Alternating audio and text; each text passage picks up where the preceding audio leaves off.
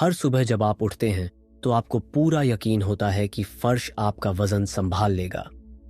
आपको पता है कि सूरज निकलेगा और आप बिल्कुल श्योर हैं कि आपका शरीर किसी भी मोमेंट अचानक एलिमेंट्री पार्टिकल्स में बिखर नहीं जाएगा। लेकिन क्या वाकई ऐसा है? जमीन के गहरे नीचे सर्न के सेंसर्स ऐसे सिग्नल्स पकड़ रहे हैं जो बताते हैं कि शायद ऐसा नहीं है। हम ऐसे पार्टिकल्स खोज रहे हैं जो एक स्टेबल यूनिवर्स में एग्जिस्ट ही नहीं हो सकते।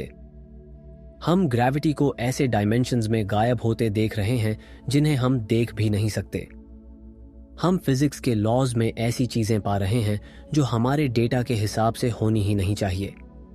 ये वीडियो 7 स्पेसिफिक एनॉमलीज के बारे में है जो बताती हैं कि हमारी रियलिटी उससे कहीं ज्यादा फ्रेजाइल, कहीं ज्यादा आर्टिफिशियल और कहीं ज्यादा डेंजरस है जितना हमें स्कूल में पढ़ाया गया था। तो पिछले 50 सालों से फिजिसिस्ट्स एक रूल बुक पर डिपेंड करते आ रहे हैं जिसे स्टैंडर्ड मॉडल कहते हैं। ये सबसे सक्सेसफुल थ्योरी है जो इंसानों ने कभी लिखी है। ये सब कुछ प्रेडिक्ट करती है। ये सूरज को बताती है कैसे जलना है। ये एटम्स को बताती है कैसे एक साथ चिपके रहना है। और ये हमें बताती है कि यूनिवर्स किन चीज़ों से बनी है। ये परफेक्ट मानी जाती है। लेकिन हाल ही में इलिनॉय की एक मैसिव लैबोरेटरी ने इस रूल बुक को स्ट्रेस टेस्ट करने का फैसला किया और जो नतीजे आए वो हमारी सोच से कहीं ज्यादा डिस्टर्बिंग हैं। अगर यह जर्नी आपकी रियलिटी के बारे में सोच बदल दे तो लाइक बटन दबा देना। यह एल्गोरिदम में सिग्नल को दूसरे ऑब्जर्वर्स तक पहुंचने में मदद करता है। मैं जानना चाहता हूं कि आप क्या सोचते हैं। कौन सी थ्योरी आपको रात में जगाए रखती है? अपना वर्डिक्ट नीचे कमेंट्स में छोड़ दीजिए। मैं उन्हें पढ़ता हूं ताकि खुद को याद दिला सकूं कि मैं अकेला नहीं हूं जो सीलिंग घूर रहा है। और अगर आप मेरे साथ यूनिवर्स की और लेयर्स खोलना चाहते हैं तो सब्सक्राइब करना और बेल बजाना मत भूलिएगा। हमारे पास एग्जामिन करने के लिए और भी बहुत सारे ब्लूप्रिंट्स हैं। उन्होंने एक स्पेसिफिक पार्टिकल को वे करने का फैसला किया जिसे डब्ल्यू बोसॉन कहते हैं। ये पार्टिकल क्या है? आप इसे यूनिवर्स का स्पार्क प्लग समझ सकते हैं। ये वीक न्यूक्लियर फोर्स का कैरियर है, वो फोर्स जो सूरज को हाइड्रोजन को हीलियम में फ्यूज करने की अनुमति देती है। डब्ल्यू बोसॉन के बिना स्टार्स चमकेंगे नहीं, रेडिएशन एग्जिस्ट नहीं करेगी और आपके शरीर में एटम्स उस तरह से एक साथ नहीं टिकेंगे जैसे वे अभी टिके हैं। यह हमारी रियलिटी की स्ट्रक्चर में एक क्रिटिकल लोड बेयरिंग बीम है। हम एब्सोल्यूट मैथमेटिकल सर्टेनिटी के साथ जानते हैं कि इस पार्टिकल की एक स्ट्रिक्ट वेट लिमिट है। स्टैंडर्ड मॉडल के ब्लूप्रिंट्स के हिसाब से इसका वजन बिल्कुल 80,357 मेगा इलेक्ट्रॉन वोल्ट्स होना चाहिए। अगर यह जरा भी हैवी या लाइट हुआ तो मैथ काम करना बंद कर देती है, सिमेट्री टूट जाती है। तो 10 साल तक साइंटिस्ट्स ने ट्रिलियंस पार्टिकल्स को आपस में टकराया ताकि इसे वे कर सकें। उन्होंने डेटा को चेक किया और डबल चेक किया और जो नंबर आया वो 80,357 नहीं था, वो था 80,433। 1% से भी कम का ये टाइनी डिफरेंस क्यों मैटर करता है? एक सबएटॉमिक पार्टिकल में राउंडिंग एरर के लिए आपको नींद क्यों खोनी चाहिए? इसलिए कल्पना कीजिए आप अपने लिविंग रूम में टेप मेजर लेकर घुसे। आपने दीवारों के बीच की दूरी नापी और रियलाइज किया कि कमरा कल से 2 इंच छोटा हो गया है। आप जानते हैं आपने वॉल्स नहीं हिलाई। आप जानते हैं पड़ोसियों ने वॉल्स नहीं हिलाई। घर बिल्कुल सेम दिखता है, लेकिन मेजरमेंट कहती है कि रूम श्रिंक हो गया। ये कैसे पॉसिबल है? इसका एकमात्र एक्सप्लेनेशन यह है कि कुछ इनविजिबल चीज बाहर से वॉल्स के खिलाफ पुश कर रही है। मेजरमेंट में वो टाइनी डिफरेंस प्रूव करता है कि कमरे की स्ट्रक्चर किसी ऐसी चीज से प्रेशर में है जिसे आप देख नहीं सकते। यह इंप्लाई करता है कि हिडन पार्टिकल्स या हिडन फोर्सेस हैं जो हमारी रियलिटी के साथ इंटरैक्ट कर रहे हैं और यूनिवर्स की फाउंडेशन पर झुक रहे हैं। लेकिन अगर फाउंडेशन इतने प्रेशर में है तो क्या होगा अगर ये गिव वे कर दे? यहीं पर डब्ल्यू बोसॉन का एक्स्ट्रा वेट एक क्यूरियोसिटी बनना छोड़कर एक थ्रेट बन जाता है। ये एनॉमली सजेस्ट करती है कि स्पेस का वैक्यूम उतना स्टेबल नहीं है जितना हमने सोचा था। हम इसे फॉल्स वैक्यूम की प्रॉब्लम कहते हैं। ऐसे एक लेज पर टिकी हुई बॉल की तरह सोचिए। हम अस्यूम करते हैं कि हमारा यूनिवर्स एकदम बॉटम पर बैठा है, वैली के सबसे नीचे, सेफेस्ट एनर्जी स्टेट में। हम सेफ महसूस करते हैं क्योंकि 13 अरब साल से कुछ चेंज नहीं हुआ। लेकिन यह न्यू डेटा इंप्लाई करता है कि हम बॉटम पर नहीं हैं। हम एक क्लिफ से आधे रास्ते नीचे एक लेज पर अटके हैं और उस पार्टिकल का एक्स्ट्रा मास उस लेज को टिल्ट कर रहा है। अगर रूल बुक डब्ल्यू बोसन के वेट के बारे में गलत है तो और किस बारे में गलत है? क्या हम वाकई इस शेल्फ पर सेफ हैं, या आपके पैरों के नीचे की फ्लोर किसी सिंगल रैंडम ट्रिगर का इंतजार कर रही है ताकि क्रम्बल हो जाए और हमें अंधेरे में नीचे स्लाइड करा दे? क्या यह एक मिस्टेक हो सकती है? क्या फर्मीलैब में किसी सेंसर ने मैलफंक्शन किया हो सकता है? क्या किसी सॉफ्टवेयर बग ने डेटा को करप्ट किया हो सकता है? ये पहला क्वेश्चन है जो कोई भी रैशनल पर्सन पूछता है। लेकिन आपको देखना होगा कि टेप मेजर किसके हाथ में है। ये एक्सपेरिमेंट किसी बेसमेंट में कुछ स्टूडेंट्स ने नहीं किया। ये CDF कोलैबोरेशन था। ये अर्थ के सबसे बेस्ट फिजिसिस्ट्स की सैकड़ों लोगों की टीम है जो टेवाट्रॉन पार्टिकल एक्सेलरेटर से डेटा एनालाइज कर रही थी। उन्होंने 10 साल खुद को गलत प्रूव करने की कोशिश में बिताए। उन्होंने डेटा को टॉर्चर किया। उन्होंने हर वायर और हर लाइन ऑफ कोड को कैलिब्रेट किया ताकि ह्यूमन एरर को एलिमिनेट किया जा सके। फिजिक्स में डिस्कवरी क्लेम करने के लिए एक स्ट्रिक्ट थ्रेशहोल्ड है। इसे 5 सिग्मा कहते हैं। अगर कोई रिजल्ट 5 सिग्मा है तो इसके रैंडम एक्सीडेंट होने की चांस 1 में 3 करोड़ 20 लाख है। यही वो लेवल ऑफ सर्टेनिटी है जिसका इस्तेमाल हमने हिग्स बोसन को कंफर्म करने के लिए किया था। ऐसे प्रूफ माना जाता है। लेकिन डब्ल्यू बोसन के साथ जो एनोमली है, वो एक्स्ट्रा वेट जो नहीं होना चाहिए था, वो 5 सिग्मा नहीं था, वो 7 सिग्मा था। 7 सिग्मा इवेंट के एक्सीडेंटली होने की ऑड्स करीब 1 में 1 ट्रिलियन है। अगर आपने एक कॉइन उछाला और वो 40 बार लगातार हेड्स आया तो आप इसे कोइंसिडेंस नहीं कहेंगे। आप कहेंगे कि कॉइन रिग्ड है। बिल्कुल यही ये नंबर हमें बता रहा है। मशीन टूटी नहीं है, मैथ टूटी नहीं है, यूनिवर्स रिग्ड है। ये रिजल्ट एक स्मोकिंग गन है जो प्रूव करता है कि स्टैंडर्ड मॉडल में पजल का एक मैसिव पीस मिसिंग है। ये इंप्लाई करता है कि एटॉम के अंदर की एम्प्टी स्पेस बिल्कुल भी एम्प्टी नहीं है। ये किसी हैवी, किसी एक्टिव और किसी इनविजिबल चीज से भरी हुई है जो स्केल पर अपना अंगूठा रख रही है। डिकेड्स से हम उम्मीद कर रहे थे कि सुपर सिमेट्री नाम की एक थियरी इसे एक्सप्लेन कर देगी। हम उम्मीद कर रहे थे कि हर पार्टिकल के लिए जिसे हम जानते हैं एक हैवी पार्टनर पार्टिकल होगा जो इक्वेशन को बैलेंस करेगा। हमने सोचा सुपर सिमेट्री वो नीट, एलिगेंट आंसर होगी जो मैप को फिक्स कर देगी। लेकिन सर्न ने सिस्टमैटिकली खोजा और कुछ नहीं मिला। कोई पार्टनर पार्टिकल्स नहीं, कोई हिडन सिमेट्री नहीं, सिर्फ साइलेंस मिली। तो हमने क्या उम्मीद की थी? सुपर सिमेट्री एक खूबसूरत आइडिया था। कल्पना कीजिए कि प्रकृति के पास हर चीज के लिए एक जोड़ी है। हर इलेक्ट्रॉन के लिए एक सेलेक्ट्रॉन है, हर क्वार्क के लिए एक स्क्वार्क है, हर फोटॉन के लिए एक फोटिनो है। यह सिर्फ नामों का खेल नहीं था, यह गणित की मांग थी। जब आप क्वांटम मैकेनिक्स और रिलेटिविटी को मिलाते हैं तो इक्वेशंस चीखती हैं कि ये पार्टनर कण होने चाहिए। ये ऐसा था जैसे ब्रह्मांड का अपना आईना हो, जहां हर कण का एक भारी ट्विन भाई बैठा है और समीकरणों को संतुलित कर रहा है।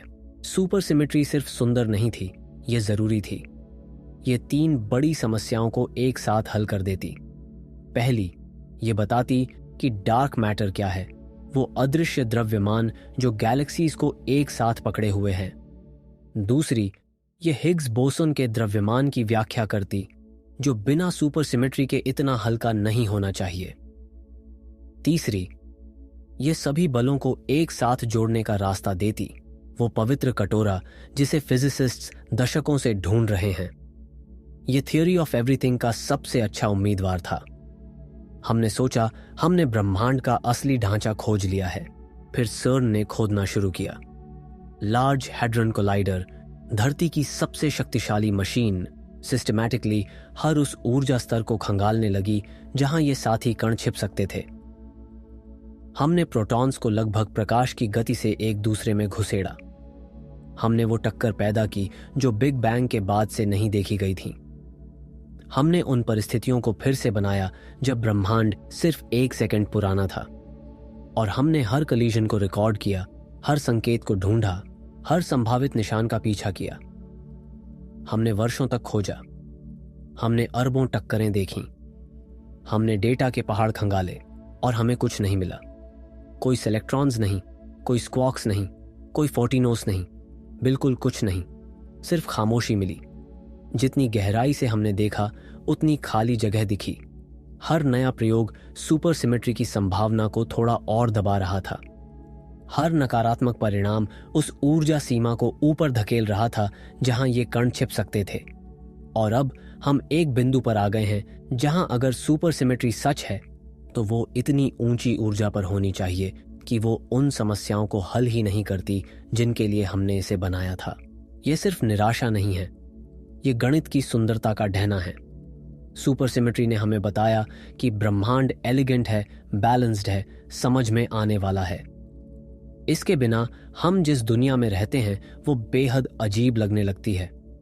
हिग्स बोसन का द्रव्यमान जो है उसे वो नहीं होना चाहिए। गणित कहती है कि क्वांटम करेक्शंस इसे इतना भारी बना देंगे कि ब्रह्मांड कोलैप्स हो जाएगा, लेकिन किसी तरह, किसी अज्ञात कारण से वो सुधार एक दूसरे को कैंसिल कर देते हैं, दशमलव के 18 स्थानों तक। यह ऐसा है जैसे आपने एक पेंसिल को उसकी नोक पर खड़ा किया और वो गिरी नहीं। फिजिसिस्ट्स इसे फाइन ट्यूनिंग प्रॉब्लम कहते हैं। ब्रह्मांड के मौलिक कांस्टेंट्स इतनी सटीकता से सेट हैं कि अगर उनमें से कोई भी थोड़ा सा बदल जाए तो जीवन संभव नहीं होगा। अगर इलेक्ट्रोमैग्नेटिक बल थोड़ा मजबूत होता तो तारे हाइड्रोजन नहीं जला पाते। अगर स्ट्रॉन्ग न्यूक्लियर बल थोड़ा कमजोर होता तो परमाणु नाभिक अलग हो जाते। अगर कॉस्मोलॉजिकल कांस्टेंट थोड़ा अलग होता तो ब्रह्मांड या तो तुरंत कोलैप्स हो जाता या इतनी तेजी से फैलता कि कोई संरचना नहीं बन पाती। हम एक बेहद संकीर्ण संभावना की खिड़की में रहते हैं। सुपर सिमेट्री के बिना इस फाइन ट्यूनिंग की कोई प्राकृतिक व्याख्या नहीं है। तो फिजिसिस्ट्स एक और भी परेशान करने वाली संभावना की ओर मुड़ रहे हैं, एंथ्रोपिक प्रिंसिपल। यह विचार कि ब्रह्मांड इसीलिए हमारे अनुकूल दिखता है क्योंकि अगर ऐसा नहीं होता तो हम यहां इसके बारे में सोचने के लिए नहीं होते। यह कोई व्याख्या नहीं है, यह हार मान लेना है। यह कहना है कि हम भाग्यशाली हैं और बस। लेकिन अगर आप एंथ्रोपिक प्रिंसिपल को गंभीरता से लेते हैं तो यह एक बहुत अजीब निष्कर्ष की ओर ले जाती है। मल्टीवर्स, अनगिनत ब्रह्मांडों की धारणा, हर एक अलग अलग नियमों के साथ, अलग कांस्टेंट्स के साथ, अलग भौतिकी के साथ। उनमें से अधिकांश बंजर हैं, मृत हैं, जीवन के लिए अक्षम हैं। लेकिन उस विशाल समुद्र में कुछ ब्रह्मांड संयोग से सही संयोजन पा लेते हैं और हम उन दुर्लभ ब्रह्मांडों में से एक में हैं क्योंकि हम कहीं और हो ही नहीं सकते। यह एक असुविधाजनक जवाब है। फिजिसिस्ट्स इसे नापसंद करते हैं क्योंकि यह टेस्टेबल नहीं है। आप दूसरे ब्रह्मांडों में नहीं जा सकते और उनके कांस्टेंट्स को माप नहीं सकते। यह विज्ञान की सीमा पर दर्शन शास्त्र है, लेकिन सुपर सिमेट्री की मृत्यु हमें यहीं धकेल रही है। अगर ब्रह्मांड के पास कोई गहरा सिमेट्री नहीं है जो इसे स्थिर बनाती है, तो हमें स्वीकार करना होगा कि हम एक कॉस्मिक लॉटरी के विजेता हैं। और यह भयावह है क्योंकि लॉटरी टिकट कभी भी एक्सपायर हो सकता है। जिन कारणों से हमारा ब्रह्मांड स्थिर है वे गहरे फंडामेंटल प्रिंसिपल्स नहीं हो सकते। वे एक्सीडेंट्स हो सकती हैं, संयोग हो सकते हैं, नाजुक संतुलन हो सकते हैं जो किसी भी पल टूट सकते हैं। और यह हमें वापस उसी सवाल पर ले आता है जो डब्ल्यू बोसन ने उठाया था। क्या हम वाकई सुरक्षित हैं या हम सिर्फ समय का इंतजार कर रहे हैं? अब हम एक और पार्टिकल की बात करते हैं जो हमारी समझ को चुनौती दे रहा है। इसका नाम है मुऑन। मुऑन को समझने के लिए आपको इलेक्ट्रॉन के बारे में सोचना होगा। इलेक्ट्रॉन वो छोटा कण है जो हर एटम के चारों ओर घूमता है। ये बेहद हल्का है, स्थिर है और हर चीज का हिस्सा है जिसे आप छू सकते हैं। मुऑन इलेक्ट्रॉन की तरह ही है, बिल्कुल सेम प्रॉपर्टीज रखता है, लेकिन यह 200 गुना भारी है। कोई नहीं जानता क्यों। ये ऐसा है जैसे प्रकृति ने इलेक्ट्रॉन की एक मोटी कॉपी बनाई और उसे ब्रह्मांड में फेंक दिया। मॉन अनस्टेबल है। ये पैदा होता है, कुछ माइक्रोसेकंड्स जीता है, फिर डिके होकर दूसरे कणों में बदल जाता है। लेकिन उस छोटी सी जिंदगी में ये कुछ बहुत अजीब करता है। हर चार्ज्ड पार्टिकल की तरह मॉन भी एक छोटे चुंबक की तरह काम करता है। जब आप इसे मैग्नेटिक फील्ड में रखते हैं तो ये एक खास तरीके से घूमता है, बिल्कुल वैसे जैसे एक स्पिनिंग टॉप करता है, और उस स्पिन की स्ट्रेंथ को नापा जा सकता है। स्टैंडर्ड मॉडल हमें बताती है कि यह स्ट्रेंथ कितनी होनी चाहिए। यह गणित बेहद प्रिसाइज है। ये हर वर्चुअल पार्टिकल को अकाउंट करती है जो क्वांटम वैक्यूम में आते और जाते रहते हैं। ब्रुकहेवन नेशनल लैबोरेटरी में, फिर बाद में फर्मीलैब में, साइंटिस्ट्स ने इस मैग्नेटिक मोमेंट को नापने का फैसला किया। उन्होंने म्यून्स को एक विशाल रिंग में घुमाया जो इतना बड़ा था कि एक फुटबॉल फील्ड उसमें समा सके। उन्होंने इन म्यून्स को पावरफुल मैग्नेटिक फील्ड के अंदर रखा और देखा कि वे कैसे घूमते हैं। फिर उन्होंने उस स्पिन को इतनी एक्यूरेसी से नापा जितनी पहले कभी नहीं की गई थी, और जो संख्या आई वो स्टैंडर्ड मॉडल की भविष्यवाणी से मेल नहीं खाती। डिफरेंस बहुत छोटा था, लेकिन यह था, और यह डिफरेंस स्टैटिस्टिकली सिग्निफिकेंट था। यह छोटी सी विसंगति क्यों मायने रखती है? क्योंकि म्यून का मैग्नेटिक मोमेंट क्वांटम वैक्यूम के साथ इसके हर इंटरैक्शन को दर्शाता है। क्वांटम फील्ड थ्योरी हमें बताती है कि एम्प्टी स्पेस वास्तव में खाली नहीं है। ये वर्चुअल पार्टिकल से भरा हुआ है जो लगातार अस्तित्व में आ रहे हैं और गायब हो रहे हैं। इलेक्ट्रॉन और पॉजिट्रॉन की जोड़ियां एक पल के लिए मटेरियलाइज होती हैं, फिर एक दूसरे को अनहिलेट कर देती हैं। फोटॉन्स स्पॉन्टेनियसली प्रकट होते हैं और गायब हो जाते हैं। क्वार्क्स और ग्लूअन्स क्वांटम फोम में बुलबुले की तरह उछलते हैं। ये सब कुछ इतनी तेजी से होता है कि हम इसे डायरेक्टली नहीं देख सकते, लेकिन ये वर्चुअल पार्टिकल्स असली कणों को प्रभावित करते हैं। जब मॉन इस क्वांटम फोम से गुजरता है तो ये वर्चुअल पार्टिकल्स इसकी मैग्नेटिक प्रॉपर्टी को थोड़ा मॉडिफाई कर देते हैं। स्टैंडर्ड मॉडल में हर जात कण का योगदान शामिल है। इलेक्ट्रॉन्स, क्वार्क्स, डब्ल्यू बोसॉन्स, जी बोसॉन्स, हिग्स बोसॉन, सब कुछ। गणित इन सभी प्रभावों को जोड़ती है और एक भविष्यवाणी देती है, लेकिन मेजरमेंट उस भविष्यवाणी से अधिक है। इसका मतलब है कि कुछ और है जो मॉन को प्रभावित कर रहा है, कुछ ऐसा जो स्टैंडर्ड मॉडल में नहीं है। कोई अज्ञात कण या अज्ञात बल जो क्वांटम वैक्यूम में छिपा हुआ है और मॉन को एक इनविजिबल धक्का दे रहा है। सोचिए कि आप एक शांत तालाब में तैर रहे हैं। पानी साफ दिखता है, स्थिर दिखता है, खाली दिखता है, लेकिन जैसे ही आप आगे बढ़ते हैं आपको एक छोटा सा रेजिस्टेंस महसूस होता है जो नहीं होना चाहिए। कुछ आपको धीमा कर रहा है, कुछ इनविजिबल। तो आप और ध्यान से महसूस करते हैं और रियलाइज करते हैं कि पानी माइक्रोस्कोपिक जीवों से भरा हुआ है। वे इतने छोटे हैं कि आप उन्हें देख नहीं सकते, लेकिन वे वहां हैं, लाखों की संख्या में, और वे आपके हर मूवमेंट को प्रभावित कर रहे हैं। क्वांटम वैक्यूम ऐसा ही है। ये एम्प्टी नहीं है, ये एक्टिविटी से भरा हुआ है, ऐसे कणों से जिन्हें हम अभी तक नहीं देख सकते। मॉन एनोमली हमें बता रही है कि वैक्यूम में कुछ भारी चीज है। शायद यह डार्क मैटर से संबंधित है, वो मिस्टीरियस सब्सटेंस जो गैलेक्सीज को एक साथ रखता है लेकिन प्रकाश के साथ इंटरैक्ट नहीं करता। शायद ये कोई नया फंडामेंटल फोर्स है जिसके बारे में हमने कभी नहीं सोचा। शायद ये एक्स्ट्रा डिमेंशंस का संकेत है जहां कण आ और जा सकते हैं। हम नहीं जानते, लेकिन मेजरमेंट क्लियर है। मॉन कुछ महसूस कर रहा है जो हम नहीं देख सकते। यह डिस्कवरी वैक्यूम की हमारी समझ को बदल देती है। हमने सोचा था कि एम्प्टी स्पेस सिर्फ कुछ नहीं है, एक स्टेज है जिस पर पार्टिकल्स नाटक करते हैं, लेकिन अब हम रियलाइज कर रहे हैं कि वैक्यूम खुद एक एक्टिव प्लेयर है। ये एनर्जी से भरा हुआ है, ये स्ट्रक्चर रखता है, ये प्रॉपर्टीज रखता है, और ये हर पार्टिकल को उन तरीकों से प्रभावित करता है जिन्हें हमने अभी तक पूरी तरह से नहीं समझा है। आप जिस स्पेस में खड़े हैं जो इतना खाली लगता है, वो वास्तव में एक बबलिंग सूप है जो इनविजिबल पार्टिकल्स और फील्ड से भरा हुआ है। यह डार्क मैटर और डार्क एनर्जी से भी जुड़ता है। हम जानते हैं कि ब्रह्मांड का 95% हिस्सा ऐसी चीजों से बना है जिन्हें हम समझ नहीं पाते। डार्क मैटर गैलेक्सीज को आकार देता है, लेकिन हम इसे डायरेक्टली डिटेक्ट नहीं कर सकते। डार्क एनर्जी ब्रह्मांड के विस्तार को एक्सेलरेट कर रही है, लेकिन हम नहीं जानते कि यह क्या है। मॉन एनोमली शायद इन मिस्ट्रीज की ओर एक सुराग है। शायद वही अननोन पार्टिकल्स जो मॉन को प्रभावित कर रहे हैं, वही पार्टिकल्स हैं जो गैलेक्सीज को एक साथ पकड़े हुए हैं।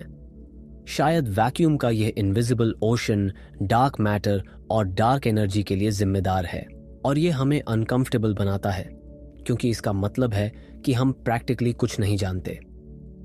हम सोचते थे कि हमने मैटर के बिल्डिंग ब्लॉक्स खोज लिए हैं। हमने सोचा था कि हमने फंडामेंटल फोर्सेस की लिस्ट बना ली है।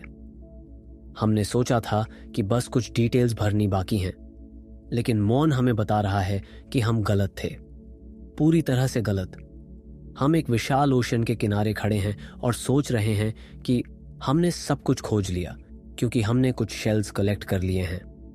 लेकिन ओशन की गहराई में क्रीचर्स हैं जिनकी हमने कल्पना भी नहीं की, फोर्सेस हैं जिन्हें हमने नाम भी नहीं दिया। और मॉन उन गहराइयों से एक विस्पर है, हमें बता रहा है कि वहां कुछ है। अब हम एक ऐसी समस्या की बात करते हैं जो इतनी बुनियादी है कि यह सवाल उठाती है कि आप, मैं और हर चीज जो हम देखते हैं एग्जिस्ट क्यों करती है। ये एंटी मैटर की समस्या है, या बेहतर कहें तो मिसिंग एंटी मैटर की समस्या। ये समझने के लिए हमें शुरुआत से शुरू करना होगा, बिग बैंग से। जब ब्रह्मांड पैदा हुआ तो वह प्योर एनर्जी का एक अविश्वसनीय रूप से गर्म, घना बिंदु था। उस पल में कोई एटम्स नहीं थे, कोई स्टार्स नहीं थे, कोई प्लैनेट्स नहीं थे। बस एनर्जी थी जो इतनी कॉन्सेंट्रेटेड थी कि वह पार्टिकल्स में बदलने लगी। और यहां बात इंटरेस्टिंग हो जाती है। जब भी एनर्जी किसी पार्टिकल में बदलती है तो फिजिक्स के नियम कहते हैं कि एक एंटी पार्टिकल भी बनना चाहिए। हर इलेक्ट्रॉन के लिए एक पॉजिट्रॉन बनता है, हर प्रोटॉन के लिए एक एंटी प्रोटॉन बनता है, हर क्वार्क के लिए एक एंटी क्वार्क बनता है। ये एक फंडामेंटल सिमेट्री है जिसे चार्ज कॉन्जुगेशन पैरिटी सिमेट्री कहते हैं। मैटर और एंटी मैटर हमेशा जोड़ों में आते हैं, बिल्कुल सेम क्वांटिटीज में। ये नेगोशिएबल नहीं है, ये फिजिक्स का एक आयरन लॉ है। तो बिग बैंग के बाद ब्रह्मांड मैटर और एंटी मैटर की बराबर मात्रा से भरा होना चाहिए था, लेकिन मैटर और एंटी मैटर साथ नहीं रह सकते। जब वे मिलते हैं तो वे एक दूसरे को अनाइलेट कर देते हैं और प्योर एनर्जी में वापस बदल जाते हैं। एक इलेक्ट्रॉन और एक पॉजिट्रॉन टकराते हैं और पुफ, वे फोटॉन्स की एक फ्लैश बन जाते हैं। एक प्रोटॉन और एक एंटी प्रोटॉन मिलते हैं और वे एनर्जी की एक बर्स्ट में गायब हो जाते हैं। ये इंस्टेंट है, ये कंप्लीट है, ये इनेविटेबल है। तो अगर बिग बैंग ने बराबर मात्रा में मैटर और एंटी मैटर बनाया, और अगर वे एक दूसरे को डिस्ट्रॉय करते हैं जब भी मिलते हैं, तो आज क्या बचना चाहिए? कुछ नहीं, बिल्कुल कुछ नहीं। सिर्फ फोटॉन्स का एक समुद्र, एनर्जी का एक ओशन, लेकिन कोई एटॉम्स नहीं, कोई स्टार्स नहीं, कोई आप नहीं। फिर भी हम यहां हैं। आप इन शब्दों को पढ़ रहे हैं। आपका शरीर एटम से बना है, पृथ्वी मैटर से बनी है, सूरज मैटर से बना है, पूरी गैलेक्सी मैटर से बनी है। जहां तक हम टेलीस्कोप से देख सकते हैं, हर चीज मैटर से बनी है। एंटी मैटर, ये प्रैक्टिकली गायब है। हम इसे बनाते हैं पार्टिकल एक्सेलरेटर्स में, लेकिन यह तुरंत अनहिलेट हो जाता है। हम इसे कॉस्मिक रेज में देखते हैं, लेकिन बहुत कम मात्रा में। ब्रह्मांड में कहीं भी एंटी मैटर स्टार्स नहीं हैं, कोई एंटी मैटर गैलेक्सीज नहीं हैं, कोई एंटी मैटर का सिग्निफिकेंट कलेक्शन नहीं है। ये सब मैटर है, सिर्फ मैटर, और ये फिजिकली इम्पॉसिबल है। फिजिसिस्ट्स इसे बैरियन एसिमेट्री प्रॉब्लम कहते हैं। बैरियंस वो हैवी पार्टिकल्स हैं जैसे प्रोटॉन्स और न्यूट्रॉन्स। एसिमेट्री का मतलब है इम्बैलेंस। प्रॉब्लम यह है कि हम एग्जिस्ट करते हैं जबकि हमें नहीं करना चाहिए। हर गणना, हर सिद्धांत, फिजिक्स का हर नियम कहता है कि मैटर और एंटी मैटर को कैंसल आउट हो जाना चाहिए था, लेकिन ऐसा नहीं हुआ। किसी तरह बिग बैंग के बाद के पहले माइक्रोसेकंड्स में कुछ हुआ, कोई एसिमेट्री पैदा हुई। मैटर ने एंटी मैटर को थोड़ा सा आउटनंबर कर लिया। यह डिफरेंस बेहद छोटा था। हर अरब एंटी मैटर पार्टिकल्स के लिए 1 अरब और एक मैटर पार्टिकल्स थे। सिर्फ एक एक्स्ट्रा पार्टिकल हर बिलियन में, लेकिन वो छोटा सा एक्स्ट्रा हिस्सा ही सब कुछ है।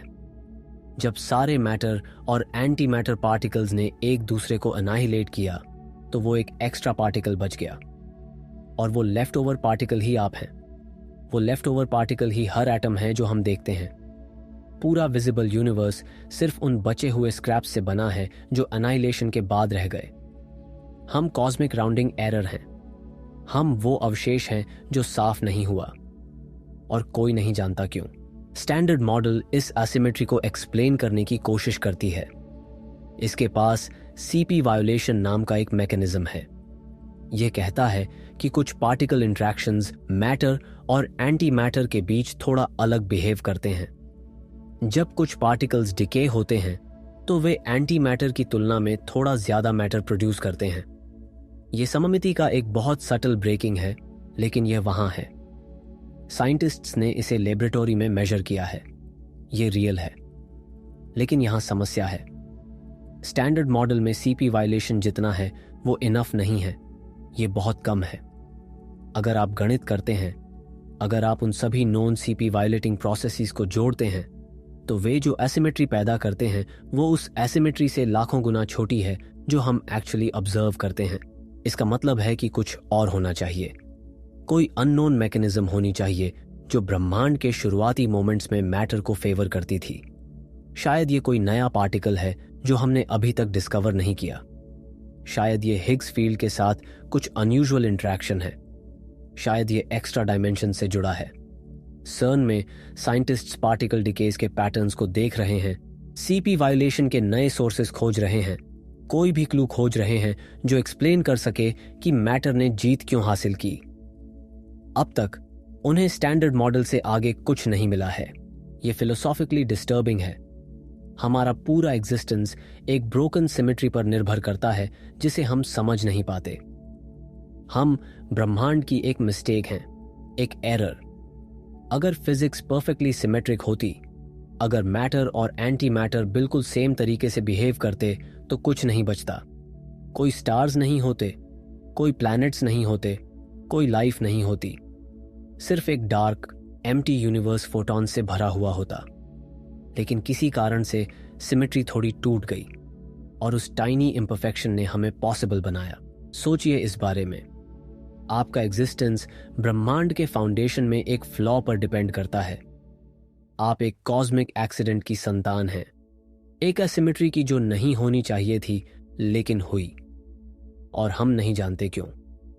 हमारे पास थ्योरीज हैं, हमारे पास स्पेक्यूलेशंस हैं, लेकिन हमारे पास आंसर्स नहीं हैं। ये सबसे बड़े अनसॉल्व्ड मिस्ट्रीज में से एक है। ये सिर्फ एकेडमिक क्यूरियोसिटी नहीं है, ये एग्जिस्टेंशियल है।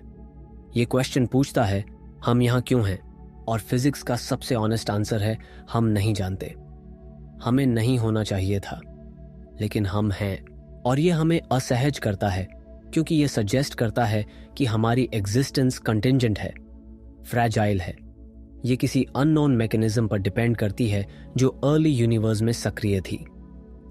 अगर वो मैकेनिज्म थोड़ी अलग होती, अगर एसिमेट्री थोड़ी कम होती, तो हम यहाँ नहीं होते।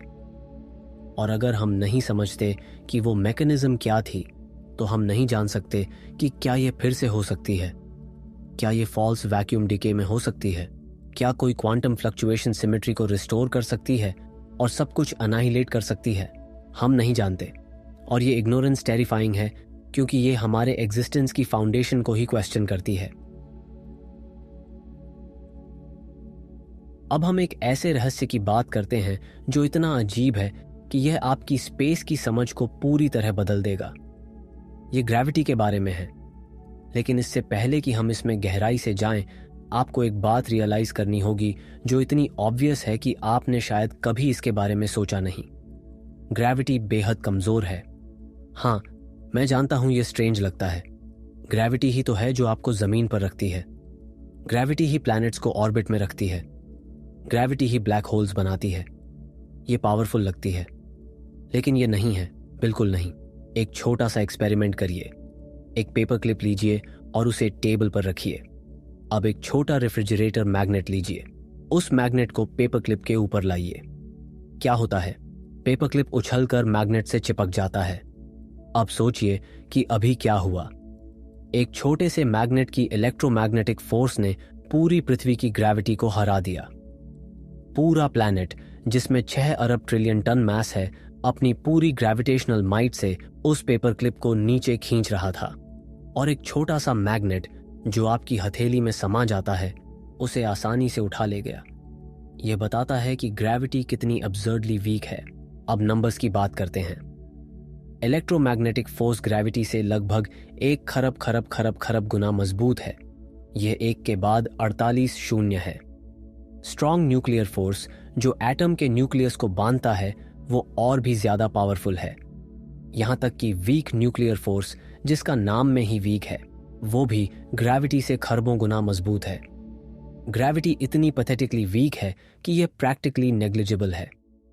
हम इसे सिर्फ इसलिए नोटिस करते हैं क्योंकि यह हमेशा अट्रैक्टिव है और लार्ज मैसेज में जुड़ती रहती है, लेकिन फंडामेंटल लेवल पर यह बेयरली वहां है। और यह समस्या है, हायरार्की प्रॉब्लम। क्यों ग्रेविटी बाकी फोर्सेस से इतनी ड्रामेटिकली डिफरेंट है? यह सिर्फ एकेडमिक पजल नहीं है, यह हमें बताती है कि हम कुछ फंडामेंटल मिस कर रहे हैं। स्टैंडर्ड मॉडल में कोई एक्सप्लेनेशन नहीं है, कोई मैकेनिज्म नहीं है जो एक्सप्लेन करे कि ग्रेविटी इतनी वीक क्यों है। ये बस है, और जब फिजिक्स में कुछ बस है बिना किसी रीजन के, तो इसका मतलब है कि हम पूरी पिक्चर नहीं देख रहे। तो फिजिसिस्ट्स ने एक वाइल्ड आइडिया प्रपोज की। शायद ग्रेविटी वीक नहीं है, शायद ये सिर्फ वीक दिखती है क्योंकि ये हमारे यूनिवर्स में पूरी तरह से नहीं है। लार्ज एक्स्ट्रा डायमेंशंस की थ्योरी कहती है कि हम जिन 3 स्पेशल डायमेंशंस में रहते हैं वे सब कुछ नहीं है, और डायमेंशंस हो सकते हैं जो हमारी परसेप्शन से हिडन है, लेकिन ये वो टाइनी कर्ल्ड अप डिमेंशंस नहीं है जिनके बारे में स्ट्रिंग थ्योरी बात करती है। ये बड़े हो सकते हैं, मैक्रोस्कोपिक भी, और ग्रेविटी इन एक्स्ट्रा डिमेंशंस में लीक हो सकती है। कल्पना कीजिए कि आप एक पतली शीट ऑफ पेपर पर रहते हैं। आपकी दुनिया 2 डिमेंशनल है। आप केवल आगे पीछे और दाएं बाएं जा सकते हैं। अब कल्पना कीजिए कि लाइट उस पेपर के साथ बाउंड है। फोटॉन्स सिर्फ पेपर की सरफेस पर ट्रैवल करते हैं, लेकिन ग्रेविटी अलग है। ग्रेविटी 3 डायमेंशंस में फैलती है। ये पेपर से लीक होकर आसपास की स्पेस में जा सकती है। तो आपके लिए उस पेपर पर रहते हुए ग्रेविटी वीक दिखेगी क्योंकि इसकी अधिकांश स्ट्रेंथ डिमेंशंस में जा रही है जिन्हें आप एक्सेस नहीं कर सकते। ये एक होस से पानी छिड़कने जैसा है। अगर आप नोजल को टाइट रखते हैं तो सारा पानी एक फोकस्ड स्ट्रीम में जाता है और ये पावरफुल है। लेकिन अगर आप नोजल खोल देते हैं तो पानी फैल जाता है और प्रेशर ड्रॉप हो जाता है। हमारी यूनिवर्स वो खुला नोजल हो सकती है। ग्रेविटी हर डायरेक्शन में फैल रही होगी, न सिर्फ उन 3 डिमेंशंस में जिन्हें हम देख सकते हैं, बल्कि और डिमेंशंस में भी जो हिडन है, और इसीलिए ये हमारे लिए इतनी वीक दिखती है। ये आइडिया टेस्टेबल है। अगर एक्स्ट्रा डिमेंशंस एग्जिस्ट करते हैं तो सर्न के पार्टिकल कोलिजन्स में हमें उनके एविडेंस देखने चाहिए। जब पार्टिकल्स बहुत हाई एनर्जी पर टकराते हैं तो वे ब्रीफली उन एक्स्ट्रा डिमेंशंस को प्रोब कर सकते हैं, और अगर ग्रेविटी वहां लीक हो रही है तो हमें अनयूजुअल पैटर्न्स दिखने चाहिए। हमें ग्रेविटन्स देखने चाहिए, ग्रेविटी के थियोरेटिकल पार्टिकल्स जो अचानक डिसअपीयर हो जाते हैं क्योंकि वे एक्स्ट्रा डिमेंशंस में एस्केप कर गए। हमें एनर्जी कंजर्वेशन वायोलेशंस दिखने चाहिए क्योंकि एनर्जी हमारी यूनिवर्स से बाहर जा रही है। हमें माइक्रो ब्लैक होल्स बनते देखने चाहिए क्योंकि अगर ग्रेविटी एक्चुअली मजबूत है तो इन्हें बनाना बहुत आसान होगा। सर्न ने खोजा है। उन्होंने हर कोलिजन को एनालाइज किया है, हर पॉसिबल सिग्नेचर देखा है, हर एनर्जी रेंज स्कैन की है, और उन्हें कुछ नहीं मिला है। कोई ग्रेविटन्स नहीं, कोई मिसिंग एनर्जी नहीं, कोई माइक्रो ब्लैक होल्स नहीं। अगर लार्ज एक्स्ट्रा डिमेंशंस एग्जिस्ट करते हैं तो वे उस साइज से छोटे होने चाहिए जो सर्न डिटेक्ट कर सकता है। यह थ्योरी को पूरी तरह किल नहीं करता, लेकिन यह उसे कंस्ट्रेन करता है। यह हमें बताता है कि अगर एक्स्ट्रा डायमेंशंस वहां हैं तो वे या तो बहुत छोटे हैं या ग्रेविटी उनमें उस तरह लीक नहीं हो रही जैसा हमने सोचा था। लेकिन यह आइडिया मर नहीं रही है क्योंकि हायरार्की प्रॉब्लम अभी भी है। ग्रेविटी अभी भी इनएक्सप्लिकेबली वीक है और हमारे पास कोई बेहतर एक्सप्लेनेशन नहीं है। तो फिजिसिस्ट्स वेरिएशंस ट्राई कर रहे हैं, वार्प्ड एक्स्ट्रा डिमेंशंस, कॉम्पैक्टिफाइड डायमेंशंस जो स्ट्रेंज टोपोलॉजीज में मुड़े हुए हैं, ब्रेन वर्ल्ड सिनेरियोज जहां हमारी पूरी यूनिवर्स एक हायर डायमेंशनल स्पेस में एक मेम्ब्रेन की तरह है। इन सभी थियोरीज में एक कॉमन थीम है, स्पेस उससे ज्यादा कॉम्प्लिकेटेड है जितना दिखता है। हम जो 3 डिमेंशंस देखते हैं वे सिर्फ एक बड़ी रियलिटी की सरफेस हो सकती हैं। ये फिलोसॉफिकली अनसेटलिंग है। हम सोचते हैं कि हम स्पेस को समझते हैं, ऊपर, नीचे, दाएं, बाएं, आगे, पीछे, 3 डायरेक्शंस, सिंपल, इंट्यूटिव। लेकिन क्वांटम मैकेनिक्स और रिलेटिविटी दोनों हिंट करते हैं कि स्पेस इससे कहीं ज्यादा स्ट्रेंज है। स्ट्रिंग थ्योरी कहती है कि 10 या 11 डिमेंशंस होने चाहिए। एम थ्योरी कहती है शायद और भी। और भले ही हम उन एक्स्ट्रा डिमेंशंस को डायरेक्टली नहीं देख सकते, उनके इफेक्ट्स ऑब्जर्वेबल होने चाहिए। ग्रेविटी की वीकनेस उन इफेक्ट्स में से एक हो सकती है। हमारे लिए उन छिपे हुए डिमेंशंस में नहीं देख पाने वाले ग्रेविटी वीक दिखती है, लेकिन पूरी पिक्चर में ये बाकी फोर्सेस जितनी ही मजबूत हो सकती है और इसके इम्प्लीकेशंस टेरिफाइंग हैं। अगर हमारी यूनिवर्स एक हायर डिमेंशनल स्पेस में एक ब्रेन है, तो क्या होता है अगर हम उस ब्रेन से फॉल ऑफ कर जाएं? अगर ग्रेविटी डायमेंशंस में लीक हो रही है, तो क्या कुछ और भी लीक हो सकता है? क्या मैटर लीक हो सकता है? क्या एनर्जी लीक हो सकती है? क्या हम धीरे धीरे उन डायमेंशंस में ब्लीड हो रहे हैं जिन्हें हम परसीव भी नहीं कर सकते? और अगर वहां डिमेंशंस हैं जिन्हें हम एक्सेस नहीं कर सकते, तो उनमें क्या है? क्या वहां और यूनिवर्सेस हैं? क्या वहां और फॉर्म्स ऑफ मैटर हैं? क्या वहां एंटिटीज हैं जो उन डायमेंशंस में एग्जिस्ट करती हैं जिनकी हम कल्पना भी नहीं कर सकते? सियर्न के रिजल्ट्स हमें बताते हैं कि अगर ये एक्स्ट्रा डिमेंशंस एग्जिस्ट करते हैं तो हम उन्हें अपनी करंट टेक्नोलॉजी से नहीं देख सकते। लेकिन यह उनके एग्जिस्टेंस को रूल आउट नहीं करता। यह सिर्फ हमारी इग्नोरेंस को हाईलाइट करता है। हम स्पेस की आर्किटेक्चर के बारे में फंडामेंटली कुछ नहीं जानते। हम सोचते हैं कि हम एक 3 डिमेंशनल यूनिवर्स में रहते हैं, लेकिन यह सिर्फ वो हिस्सा हो सकता है जिसे हमारे सेंसेस परसीव कर सकते हैं। असली रियलिटी बहुत बड़ी, बहुत ज्यादा कॉम्प्लेक्स, बहुत ज्यादा स्ट्रेंज हो सकती है। और ग्रेविटी की वीकनेस वो विस्पर हो सकती है जो हमें बता रही है कि वहां और भी बहुत कुछ है, हम बस उसे देख नहीं पा रहे। अब हम शायद सबसे भयावह डिस्कवरी की बात करते हैं जो सर्न ने की है। यह हिग्स फील्ड के बारे में है। 10 साल पहले जब सर्न ने हिग्स बोसॉन की खोज की घोषणा की, तो पूरी दुनिया ने सेलिब्रेट किया। शैंपेन की बॉटल्स खुली, साइंटिस्ट्स रोए, न्यूज चैनल्स ने इसे सेंचुरी की सबसे बड़ी साइंटिफिक अचीवमेंट बताया। लेकिन जैसे ही उत्साह कम हुआ और फिजिसिस्ट्स ने एक्चुअली नंबर्स को देखा, तो एक ठंडी चुप्पी छा गई, क्योंकि वो नंबर्स कुछ बेहद अनसेटलिंग बता रहे थे। वे बता रहे थे कि हम शायद एक अनस्टेबल यूनिवर्स में रह रहे हैं। हिग्स फील्ड को समझने के लिए आपको यह सोचना होगा कि पार्टिकल्स को अपना मास कैसे मिलता है। लंबे समय तक यह एक मिस्ट्री था। इलेक्ट्रॉन्स, क्वार्क्स, डब्ल्यू बोसन्स सभी के पास मास है, लेकिन क्यों? क्या चीज उन्हें हैवी बनाती है? उत्तर है हिग्स फील्ड।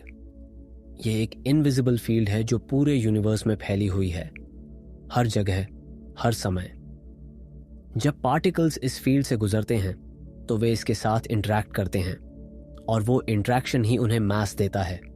कुछ पार्टिकल्स स्ट्रांगली इंटरैक्ट करते हैं और हैवी हो जाते हैं, कुछ वीकली इंटरैक्ट करते हैं और लाइट रहते हैं। फोटॉन्स बिल्कुल भी इंटरैक्ट नहीं करते, इसलिए उनका कोई मास नहीं है।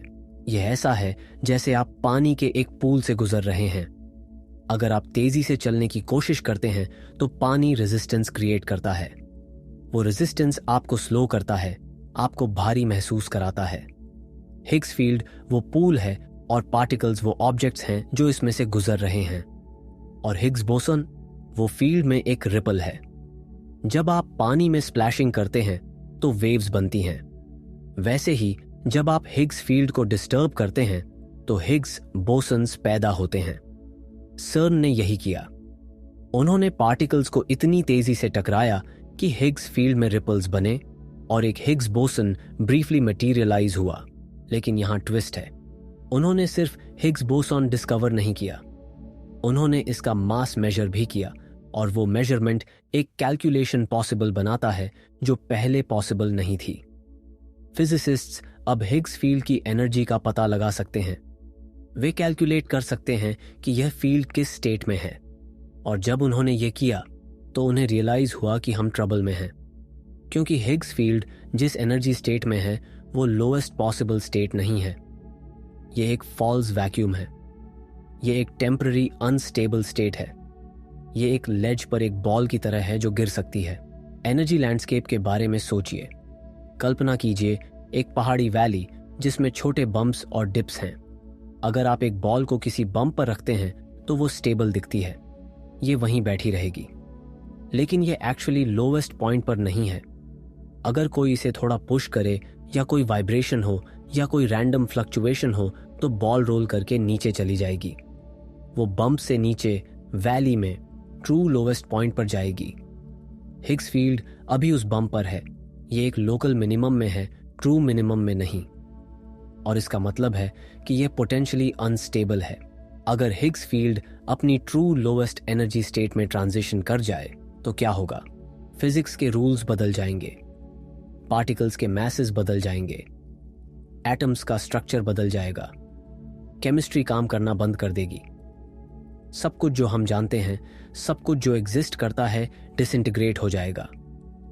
ये यूनिवर्स का अंत नहीं होगा, ये इससे भी बदतर होगा। ये यूनिवर्स का ट्रांसफॉर्मेशन होगा एक ऐसी स्टेट में जहां लाइफ, मैटर और स्ट्रक्चर जैसा हम जानते हैं एग्जिस्ट नहीं कर सकते। और ये कैसे होगा? क्वांटम टनलिंग के थ्रू। क्वांटम मैकेनिक्स में पार्टिकल्स ऐसी जगहों पर जा सकते हैं जहां क्लासिकल फिजिक्स कहती है कि वे नहीं जा सकते। अगर आप एक बॉल को एक हिल के बेस पर रखते हैं तो क्लासिकल फिजिक्स कहती है कि बॉल हिल के दूसरी तरफ तभी जा सकती है जब आप इसे पर्याप्त एनर्जी दें कि वो टॉप तक पहुंच सके। लेकिन क्वांटम मैकेनिक्स में बॉल के पास एक छोटा चांस है कि वो हिल के थ्रू टनल कर जाए और दूसरी तरफ अपीयर हो जाए बिना टॉप पर गए। ये वियर्ड है, ये काउंटर इंट्यूटिव है, लेकिन ये रियल है। फिजिसिस्ट्स इसे हर समय लैब में देखते हैं और हिग्स फील्ड भी यही कर सकती है। किसी भी मोमेंट, किसी रैंडम पॉइंट पर स्पेस में हिग्स फील्ड स्पॉन्टेनियसली अपनी ट्रू लोवेस्ट एनर्जी स्टेट में टनल कर सकती है। ये एक टाइनी बबल बनाएगी। उस बबल के अंदर फिजिक्स अलग होगी, हिग्स फील्ड अपनी न्यू स्टेट में होगी, पार्टिकल्स के अलग मैसेज होंगे, एटम्स डिफरेंटली बिहेव करेंगे। और यहां सबसे टेरिफाइंग पार्ट है, वो बबल एक्सपैंड करेगी लाइट की स्पीड से, बिना किसी वार्निंग के, बिना किसी स्लो डाउन के। ये बाहर की तरफ फैलेगी, स्पेस को निगलती हुई, सब कुछ कन्वर्ट करती हुई जिसे ये टच करती है। और जब ये आप तक पहुंचेगी तो आपके पास रिएक्ट करने का टाइम नहीं होगा। आप एग्जिस्ट करना बंद कर देंगे, इंस्टेंटली, कंप्लीटली। फिजिसिस्ट्स इसे वैक्यूम डिके कहते हैं। ये यूनिवर्स के लिए पॉसिबल फेट्स में से एक है, और सर्न के मेजरमेंट सजेस्ट करते हैं कि ये सिर्फ थियोरेटिकल पॉसिबिलिटी नहीं है, ये हो सकती है, एक्चुअली हो सकती है। लेकिन यहां थोड़ी राहत की बात है। प्रोबेबिलिटी कैलकुलेशंस बताती हैं कि यह बेहद रेयर होगी।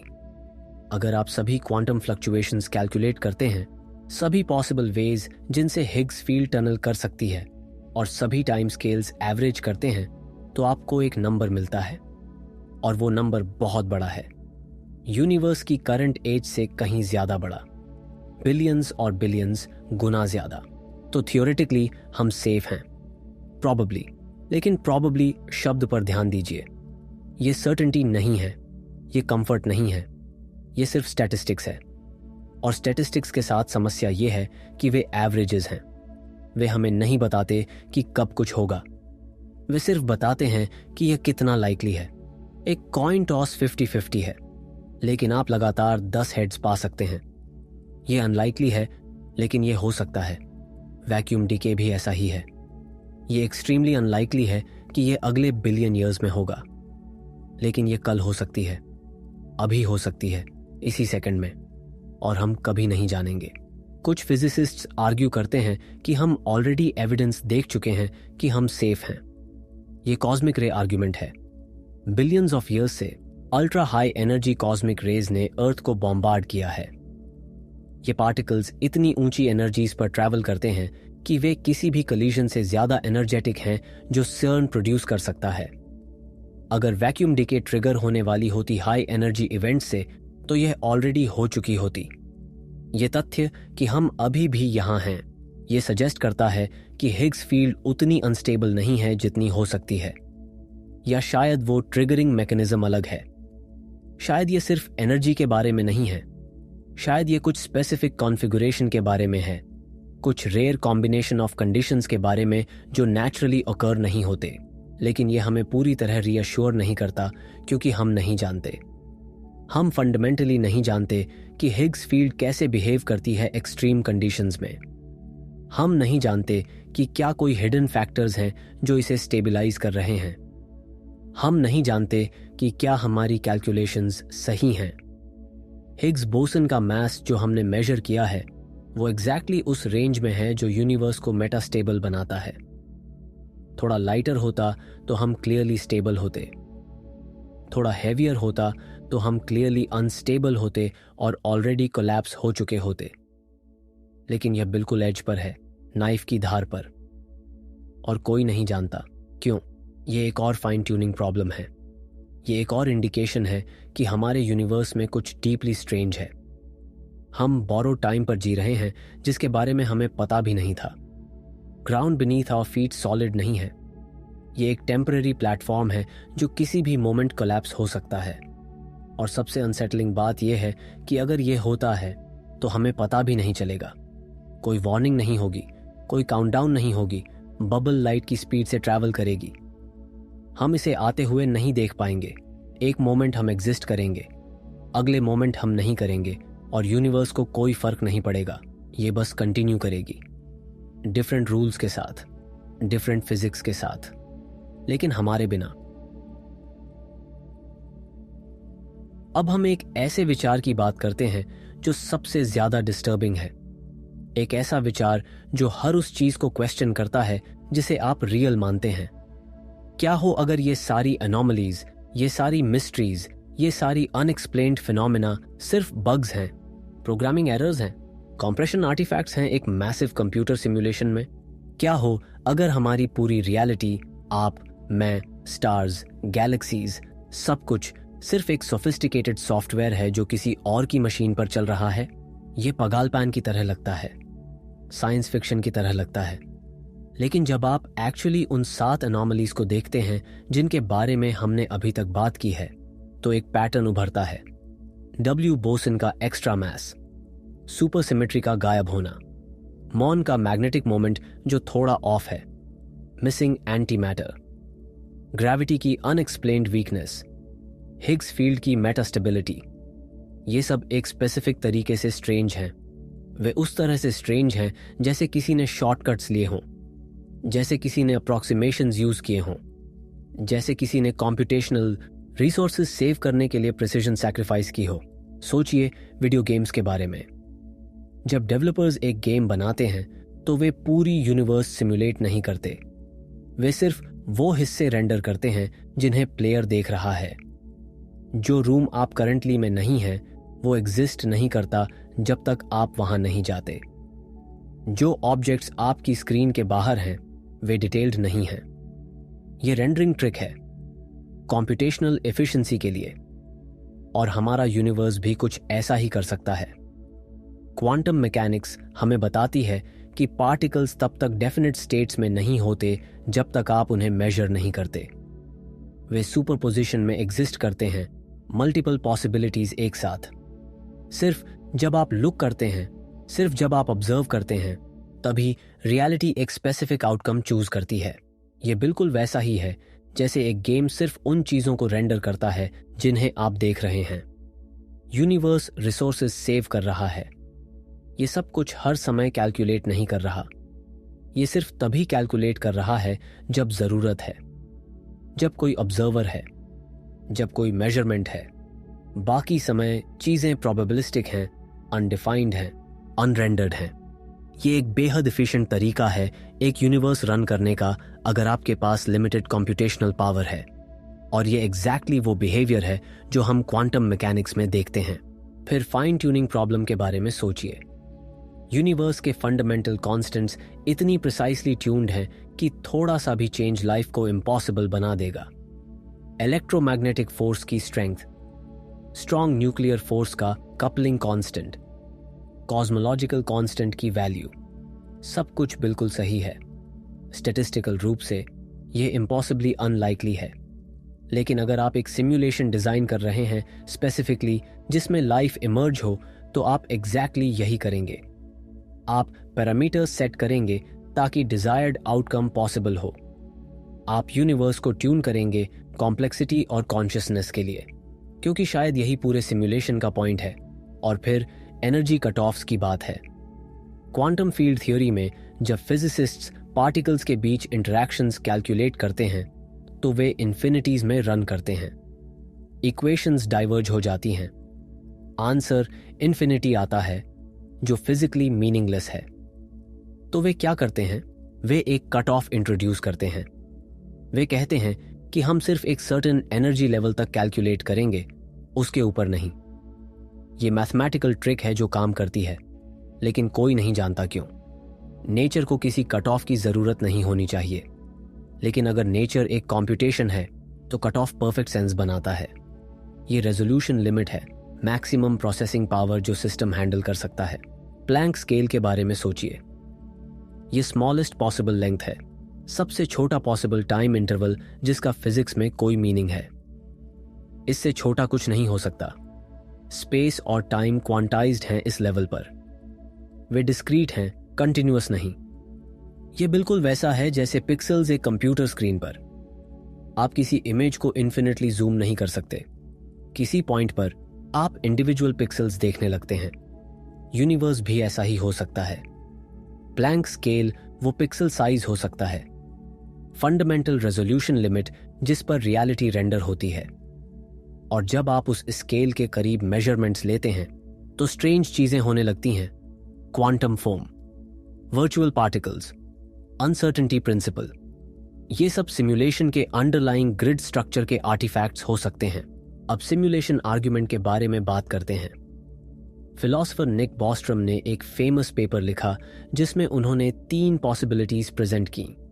पहली, हर एडवांस्ड सिविलाइजेशन खुद को डिस्ट्रॉय कर लेती है इससे पहले कि वो रियलिस्टिक सिमुलेशंस रन करने की कैपेबिलिटी डेवलप करे।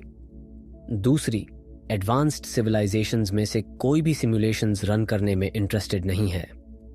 तीसरी, हम ऑलमोस्ट सर्टेनली एक सिमुलेशन में रह रहे हैं। उनका आर्ग्यूमेंट यह है कि अगर पहली 2 पॉसिबिलिटीज फॉल्स हैं तो तीसरी ट्रू होनी चाहिए, क्योंकि अगर सिविलाइजेशंस सरवाइव करती हैं और अगर वे सिमुलेशंस रन करना चाहती हैं तो वे बहुत सारे सिमुलेशंस रन करेंगी, पोटेंशियली बिलियंस या ट्रिलियंस। और उस केस में सिमुलेटेड माइंड्स की संख्या रियल माइंड्स से कहीं ज्यादा होगी। तो स्टैटिस्टिकली आप एक सिमुलेटेड माइंड होने की ज्यादा संभावना रखते हैं। ये आर्ग्यूमेंट डिस्टर्बिंग है क्योंकि ये टेस्टेबल नहीं है। आप कैसे प्रूव कर सकते हैं कि आप सिमुलेशन में नहीं हैं? अगर सिमुलेशन सफिशिएंटली एडवांस्ड है तो यह इंडिस्टिंग्विशेबल होगा बेस रियलिटी से। सिमुलेटर्स किसी भी एविडेंस को हाइड कर सकते हैं। वे किसी भी टेस्ट को मैनिपुलेट कर सकते हैं। वे आपकी मेमोरीज को मॉडिफाई कर सकते हैं। आप लिटरली कभी नहीं जान सकते। और शायद यही पॉइंट है। शायद सिमुलेशन इसलिए बनाया गया है कि इनहैबिटेंट्स को पता न चले, क्योंकि अगर आपको पता चल जाए, अगर आप सर्टेनिटी के साथ जान जाएं कि आप सिमुलेशन में हैं, तो यह सिमुलेशन की इंटेग्रिटी को कॉम्प्रोमाइज कर सकता है। यह एक्सपेरिमेंट को रूइन कर सकता है। लेकिन हमारी फिजिक्स एनोमलीज ग्लिचेस हो सकती हैं, अनइंटेंडेड आर्टिफैक्ट्स हो सकती हैं। डब्ल्यू बोसॉन जो थोड़ा हैवी है, राउंडिंग एरर, मॉन का of magnetic moment, floating point precision issue, missing antimatter, initial condition bug जिसे किसी ने पैच नहीं किया क्योंकि सिमुलेशन ऑलरेडी चल रहा था, हिग्स फील्ड की मेटास्टेबिलिटी, प्लान्ड ऑब्सोलेसेंस। सिस्टम डिजाइंड है किसी पॉइंट पर शट डाउन होने के लिए, शायद जब एक्सपेरिमेंट कंप्लीट हो जाए।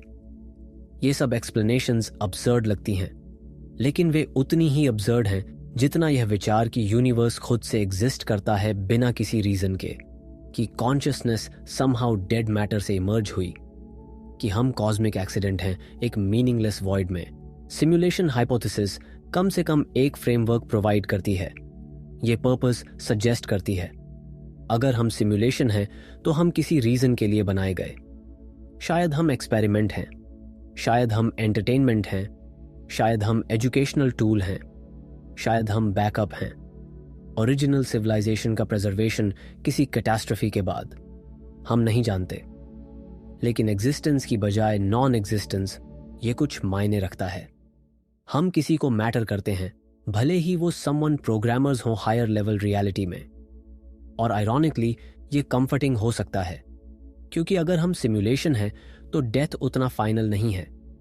जब सिमुलेशन एंड्स होता है, शायद हम रीबूट होते हैं, शायद हमारी डेटा किसी और कॉन्टेक्स्ट में ट्रांसफर होती है, शायद कॉन्शियसनेस कोड है जो डिफरेंट सबस्ट्रेट्स पर रन हो सकता है।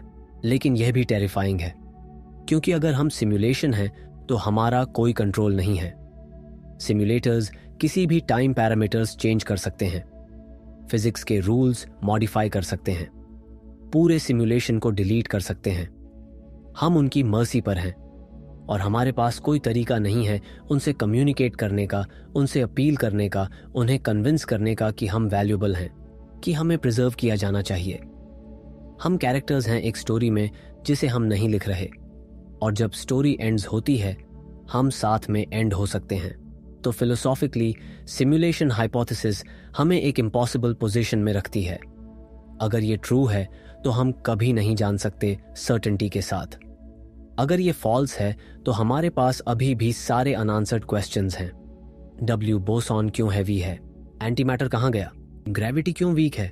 सिमुलेशन हाइपोथेसिस एक यूनिफाइड एक्सप्लेनेशन प्रोवाइड करती है, लेकिन यह टेस्टेबल नहीं है।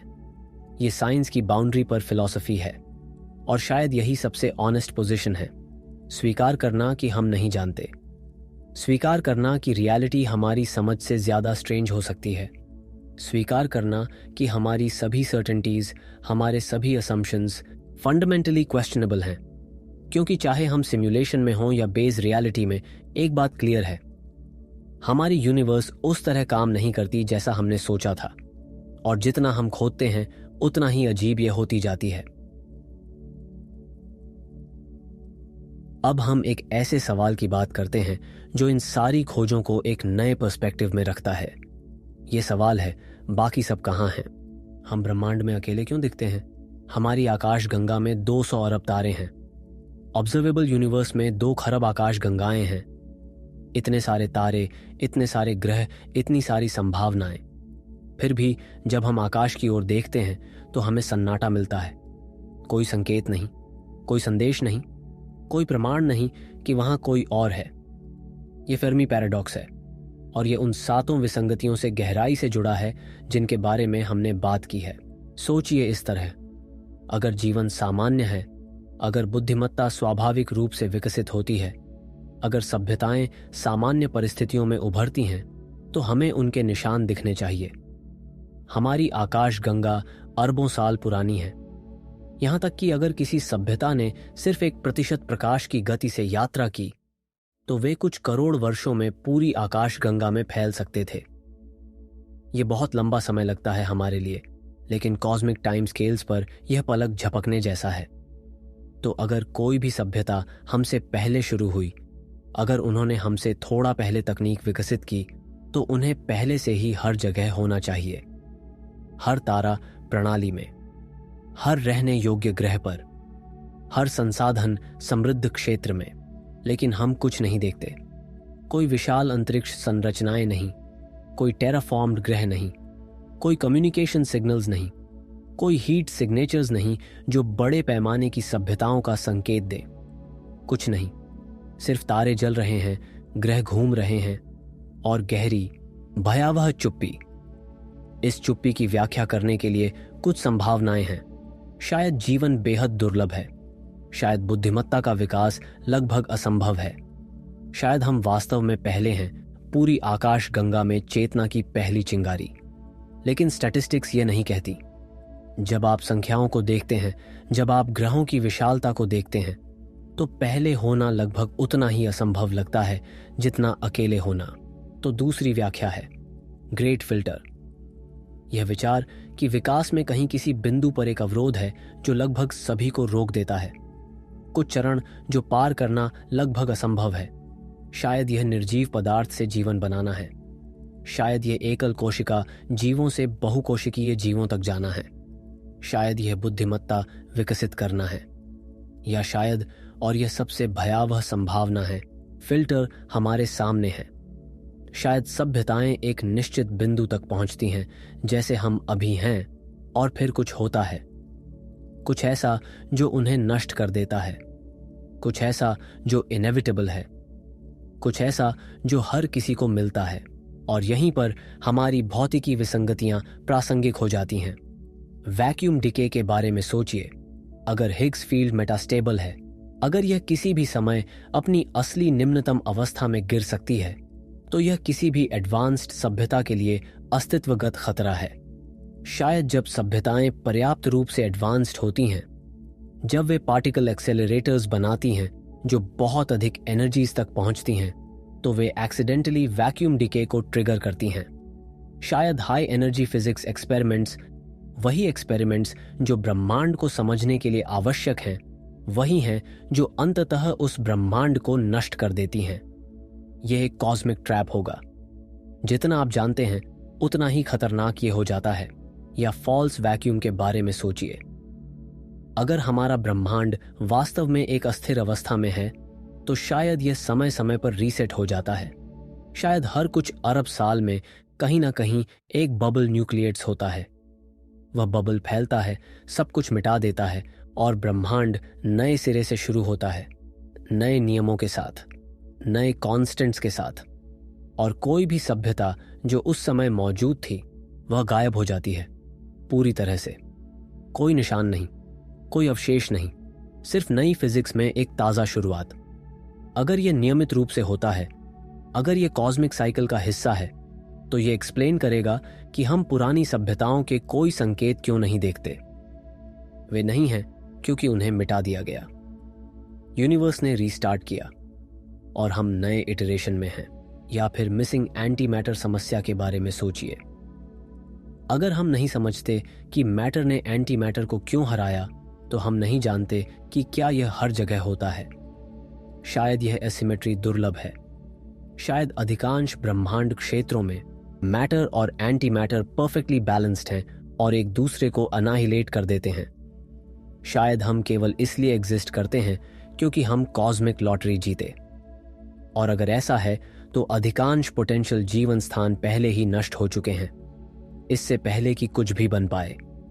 यह ग्रेट फिल्टर होगा जो हमारे पीछे है, लेकिन यह इतना इफेक्टिव था कि हम अभी भी इसके कॉन्सिक्वेंसेस देख रहे हैं। एक खाली आकाश गंगा के रूप में, क्योंकि अधिकांश स्थानों में कुछ भी बनने के लिए नहीं बचा। लेकिन शायद सबसे भयावह संभावना यह है कि फिल्टर हमारे सामने है और यह टेक्नोलॉजिकल है। सोचिए कि हमने पिछले 100 वर्षों में क्या हासिल किया है। हमने परमाणु हथियार बनाए, हमने सिंथेटिक बायोलॉजी विकसित की, हम आर्टिफिशियल इंटेलिजेंस बना रहे हैं।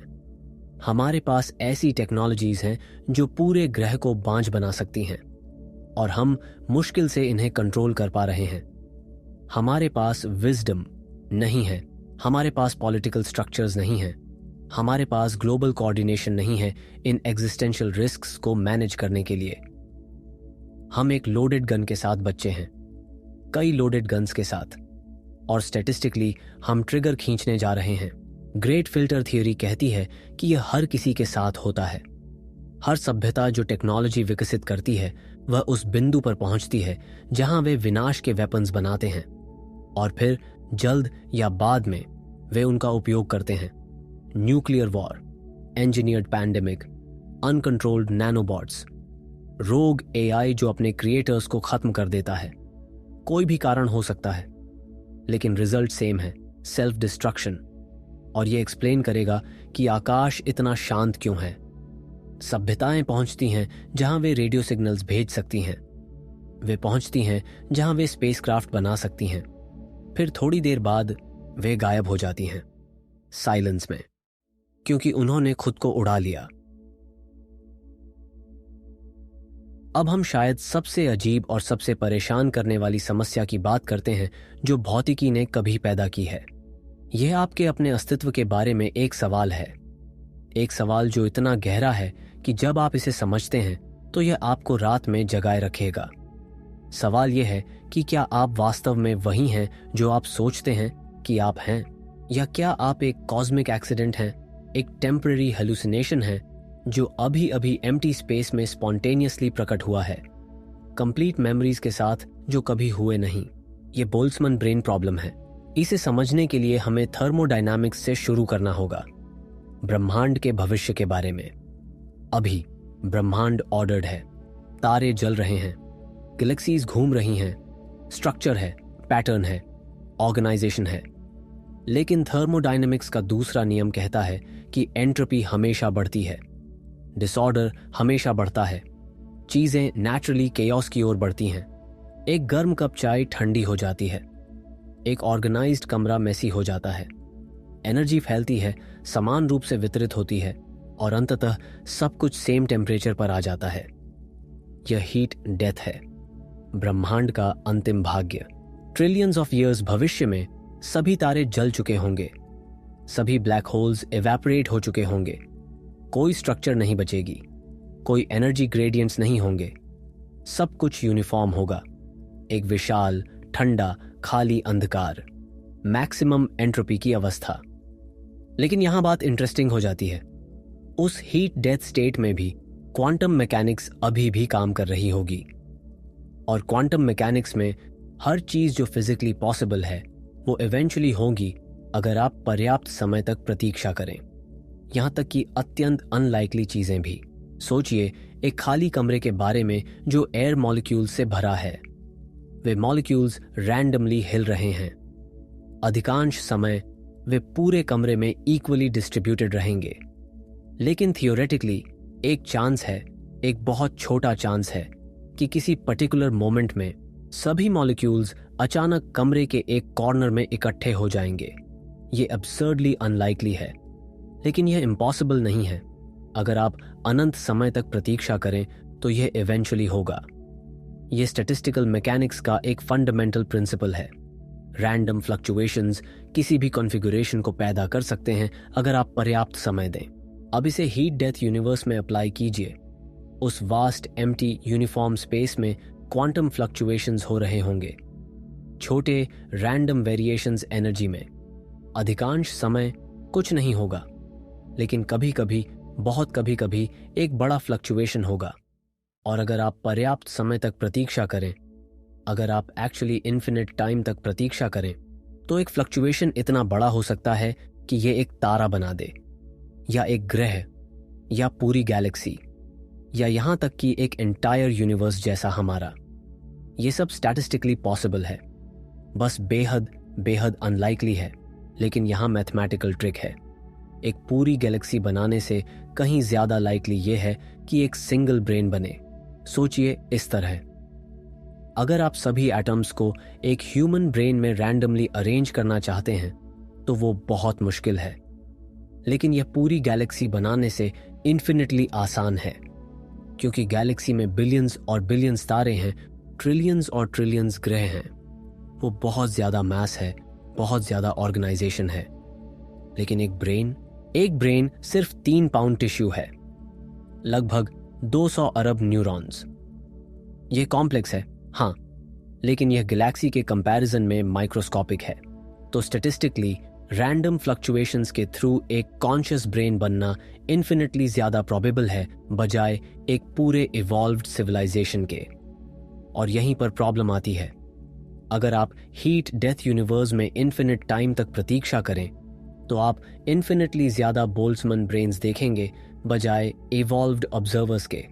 हर एक इवॉल्व्ड ऑब्जर्वर के लिए बिलियंस और बिलियंस बोल्ट्जमैन ब्रेन्स होंगे जो स्पॉन्टेनियसली वैक्यूम से मटीरियलाइज होंगे, कंप्लीट मेमोरीज के साथ, कंप्लीट थॉट्स के साथ, कंप्लीट सेंस ऑफ आइडेंटिटी के साथ, फिर एक मोमेंट बाद डिसिपेट हो जाएंगे वापस नथिंग में।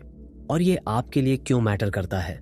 क्योंकि स्टैटिस्टिकली अगर बोल्ट्जमैन ब्रेन्स इवॉल्व्ड ऑब्जर्वर्स से ज्यादा कॉमन है तो आप एक बोल्ट्जमैन ब्रेन होने की ज्यादा संभावना रखते हैं बजाय एक रियल इवॉल्व्ड ह्यूमन के।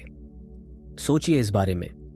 आपके पास मेमोरीज हैं, आपको याद है आपका बचपन, आपको याद है आपकी पढ़ाई, आपको याद है कल क्या हुआ, लेकिन क्या वो मेमोरीज रियल हैं या क्या वो सिर्फ इम्प्लांटेड हैं एक ब्रेन में जो अभी अभी एग्जिस्ट हुआ है इस सेकंड में, कंप्लीट फॉल्स हिस्ट्री के साथ? आप कैसे जान सकते हैं? आप नहीं जान सकते। ये एपिस्टेमोलॉजिकल नाइटमेयर है। अगर बोल्ट्जमैन ब्रेन्स स्टैटिस्टिकली ज्यादा लाइकली हैं तो सबसे रैशनल कंक्लूजन ये है कि आप एक हैं, कि आपकी सारी मेमोरीज फैब्रिकेटेड हैं, कि बाहर की दुनिया जो आप परसीव करते हैं वो हेलुसिनेशन है, कि ये टेक्स्ट जो आप पढ़ रहे हैं एग्जिस्ट नहीं करता, कि आप अकेले हैं, एक डिसएम्बॉडीड कॉन्शियसनेस है जो एम्प्टी स्पेस में तैर रहा है और एक मोमेंट में आप डिसिपेट हो जाएंगे वापस नथिंगनेस में। ये इनसेन लगता है, ये फिलोसॉफिकल हॉरर है, लेकिन अगर आप स्टैटिस्टिक्स को सीरियसली लेते हैं, अगर आप थर्मोडायनामिक्स को सीरियसली लेते हैं तो ये अनअवॉइडेबल कंक्लूजन है। फिजिसिस्ट्स इस प्रॉब्लम से बेहद परेशान हैं क्योंकि यह साइंस के फाउंडेशन को अंडरमाइन करता है। साइंस ऑब्जर्वेशन पर डिपेंड करता है, मेजरमेंट पर, डेटा पर। लेकिन अगर आप स्टैटिस्टिकली एक बोल्ट्जमैन ब्रेन होने की ज्यादा संभावना रखते हैं तो आपकी सभी ऑब्जर्वेशंस अनरिलायबल हैं, आपकी सभी मेमोरीज फॉल्स हैं, आपका सारा डेटा मीनिंगलेस है, आप किसी भी चीज पर भरोसा नहीं कर सकते। और अगर आप किसी भी चीज पर भरोसा नहीं कर सकते तो साइंस करना इम्पॉसिबल है। ये कंप्लीट एपिस्टेमोलॉजिकल कोलैप्स है। तो फिजिसिस्ट क्या करते हैं? वे इस कंक्लूजन को अवॉइड करने की कोशिश करते हैं। वे आर्ग्यू करते हैं कि शायद ब्रह्मांड हीट डेथ तक नहीं पहुंचेगा, शायद कोई मैकेनिज्म है जो एंट्रोपी को रीसेट करती है, शायद कोई कॉस्मोलॉजिकल प्रोसेस है जो स्ट्रक्चर को रिक्रिएट करती है, शायद मल्टीवर्स है जहां न्यू यूनिवर्सेस कॉन्स्टेंटली बन रहे हैं और बोल्ट्जमैन ब्रेन्स की तुलना में इन्फिनिटली ज्यादा इवॉल्व्ड ऑब्जर्वर्स प्रोड्यूस कर रहे हैं। ये सब अटेम्प्ट्स हैं प्रॉब्लम को सॉल्व करने के, लेकिन वे सैटिस्फाइंग नहीं हैं। वे एडहॉक महसूस होते हैं, वे डेस्परेट लगते हैं और यहीं पर हमारी फिजिक्स एनोमलीज फिर से रेलेवेंट हो जाती हैं। अगर ब्रह्मांड मेटास्टेबल है, अगर वैक्यूम डिके इवेंचुअली होगी तो शायद ब्रह्मांड इन्फिनिट टाइम तक नहीं रहेगा, शायद ये किसी पॉइंट पर एंड होगा। और अगर ऐसा है तो इन्फिनिट टाइम नहीं है बोल्ट्जमैन ब्रेन्स बनने के लिए।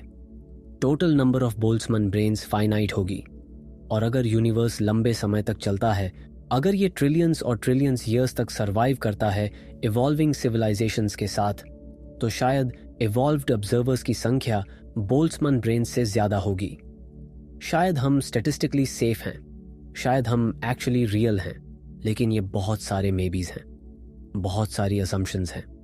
और फंडामेंटली ये प्रॉब्लम हमें कुछ डीप बताती है रियलिटी की नेचर के बारे में। ये हमें बताती है कि कॉन्शियसनेस स्ट्रेंज है, ऑब्जर्वेशन स्ट्रेंज है। ये तथ्य कि आप एग्जिस्ट करते हैं, कि आप थिंक कर सकते हैं, कि आप अवेयर हैं, ये स्टैटिस्टिकली बिजार है। आप एक इम्प्रॉबेबल कॉन्फ़िगरेशन है एटम्स का, आप टेम्पररी पैटर्न है एनर्जी का, और वो पैटर्न कभी ना कभी डिसॉल्व हो जाएगा। आइदर आप रियल हैं और आप इवेंचुअली डाई करेंगे, या आप बोल्ट्जमैन ब्रेन हैं और आप इस मोमेंट के बाद सीज करेंगे एग्जिस्ट करना। दोनों ही केसेस में आपकी कॉन्शियसनेस फ्रैजाइल है, टेम्पररी है, कंटिंजेंट है, और शायद यही सबसे ऑनेस्ट फिलोसॉफिकल पोजीशन है जो हम ले सकते हैं।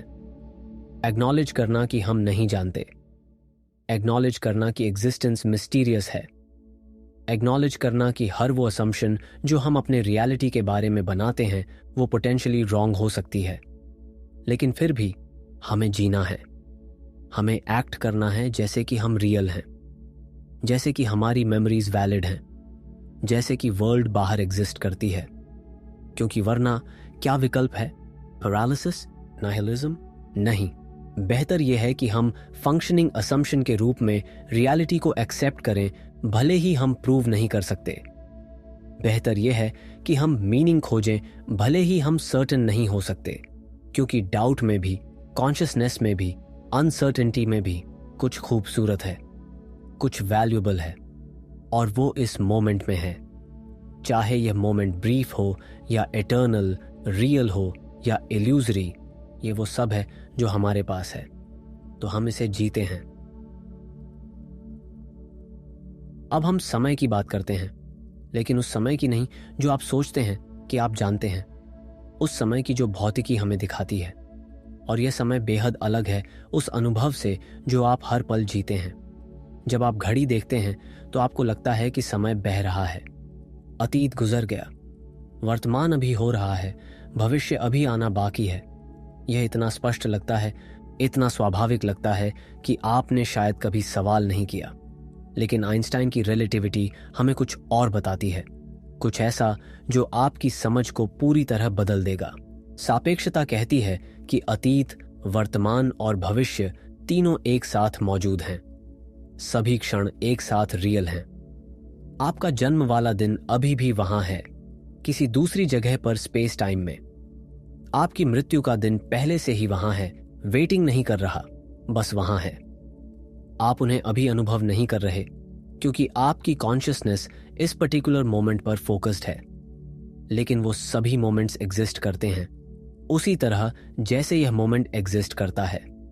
इसे ब्लॉक यूनिवर्स कहते हैं, 4 आयामों का एक ठोस ब्लॉक जहां सब कुछ पहले से ही लेड आउट है।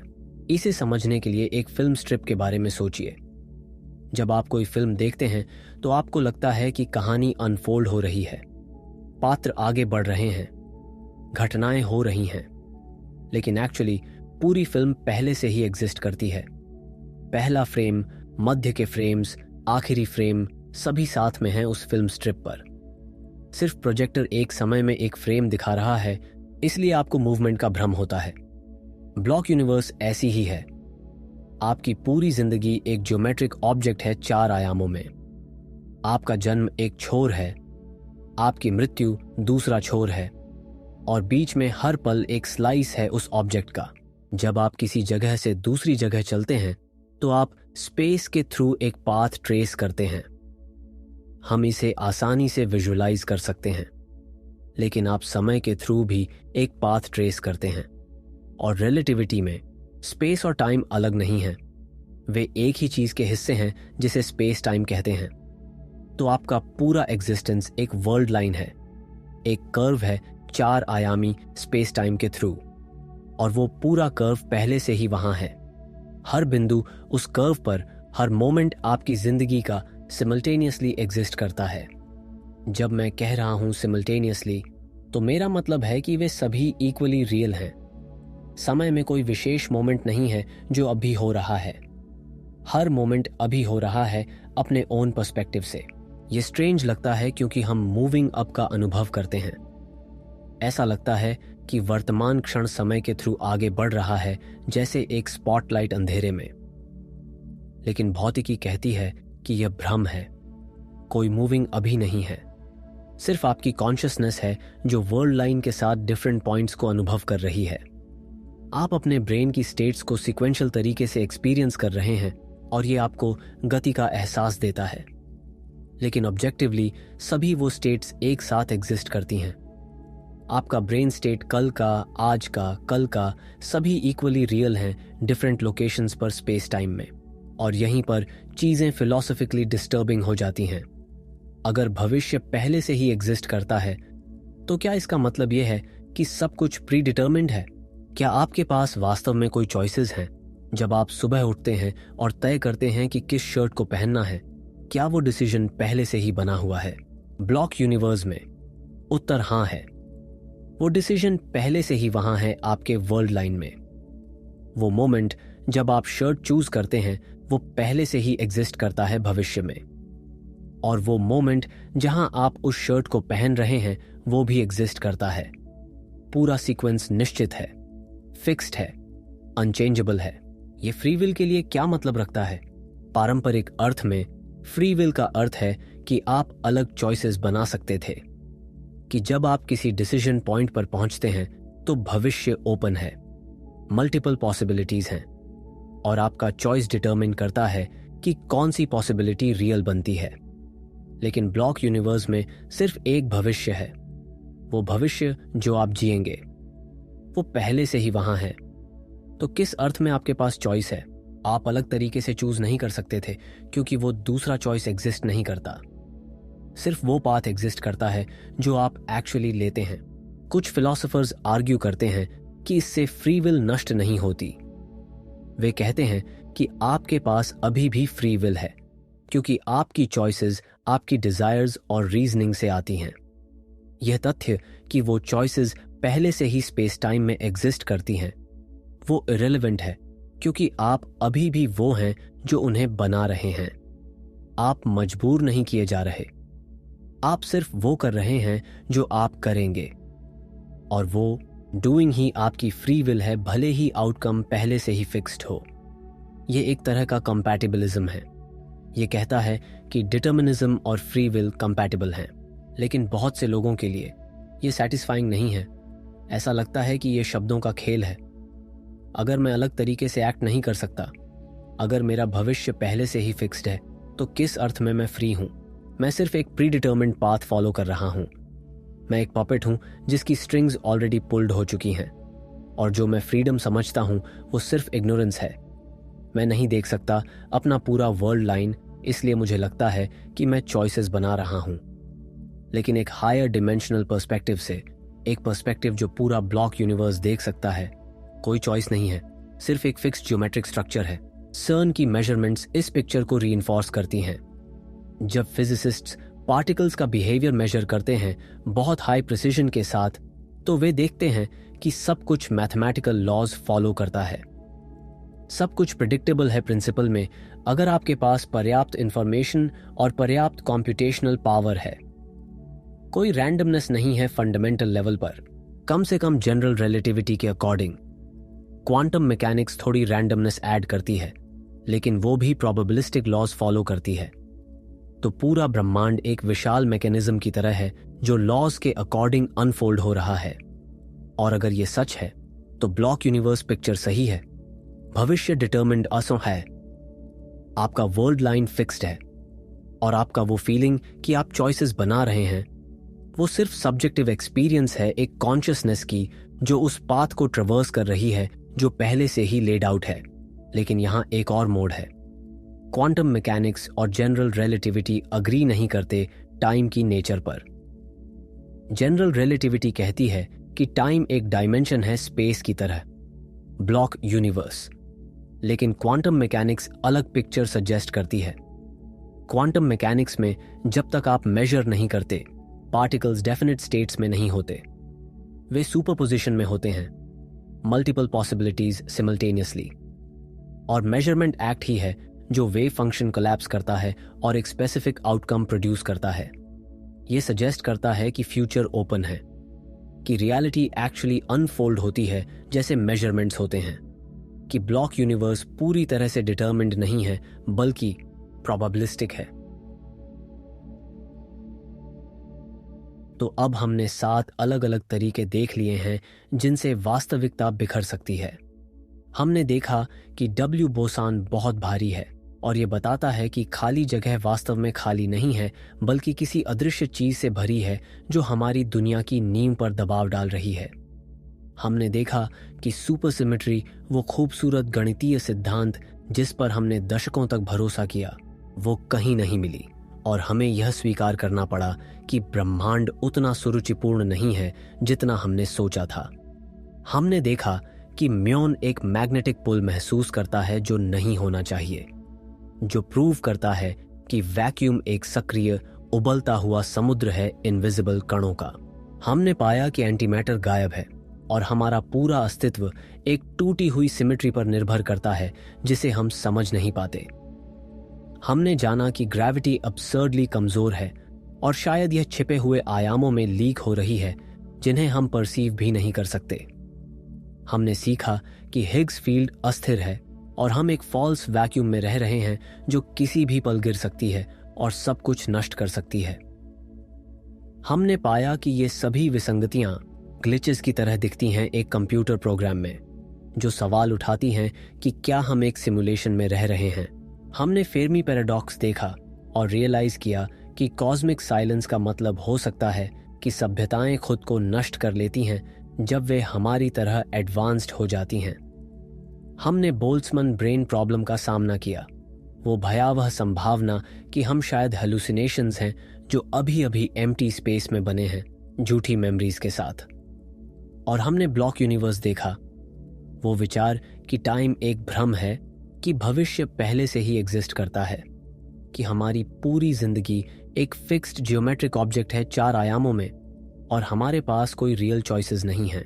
ये सिर्फ अलग थलग समस्याएं नहीं हैं, ये सब एक साथ मिलकर एक तस्वीर बनाती हैं, एक ऐसी तस्वीर जो हमें बताती है कि वास्तविकता फंडामेंटली अस्थिर है, फंडामेंटली अजीब है, फंडामेंटली अलग है उससे जो हमें स्कूल में पढ़ाया गया। हम एक ऐसे ब्रह्मांड में रहते हैं जो किनारे पर है, एक ब्रह्मांड जो शायद टेम्पररी है, एक ब्रह्मांड जो शायद सिमुलेटेड है, एक ब्रह्मांड जहां समय एक भ्रम हो सकता है और कॉन्शियसनेस एक एक्सीडेंट हो सकती है। और ये नॉलेज, ये अवेयरनेस, ये आपको कैसे जीना चाहिए इसे बदल देती है। क्योंकि जब आप रियलाइज करते हैं कि जमीन आपके पैरों के नीचे ठोस नहीं है, जब आप समझते हैं कि वैक्यूम डिके किसी भी पल हो सकती है और आपको तुरंत मिटा सकती है, जब आप जानते हैं कि शायद आप एक बोल्ट्जमैन ब्रेन हैं जो अगले सेकंड में डिसॉल्व हो जाएगा, तो छोटी चिंताएं मायने नहीं रखती, ट्रैफिक जाम मायने नहीं रखती, ऑफिस पॉलिटिक्स मायने नहीं रखती, वो आर्ग्यूमेंट जो आपने किसी से किया वो मायने नहीं रखता। क्योंकि कॉस्मिक स्केल पर ये सब तुच्छ हैं, ये सब नॉइज हैं, ये सब डिस्ट्रैक्शंस हैं उस असली सवाल से जो मायने रखता है कि आप इस ब्रीफ, फ्रैजाइल, इम्प्रॉबेबल मोमेंट के साथ क्या करते हैं जो आपके पास है। लेकिन यहाँ मोड़ है, बहुत से लोग इन थियरीज को सुनते हैं और वे पैरालाइज्ड हो जाते हैं। वे सोचते हैं अगर सब कुछ मीनिंगलेस है, अगर ब्रह्मांड किसी भी पल एंड हो सकता है, अगर मेरी चॉइसेस प्री डिटर्मिन्ड हैं, तो क्या फर्क पड़ता है, क्यों कुछ भी करूं, क्यों प्रयास करूं, क्यों केयर करूं।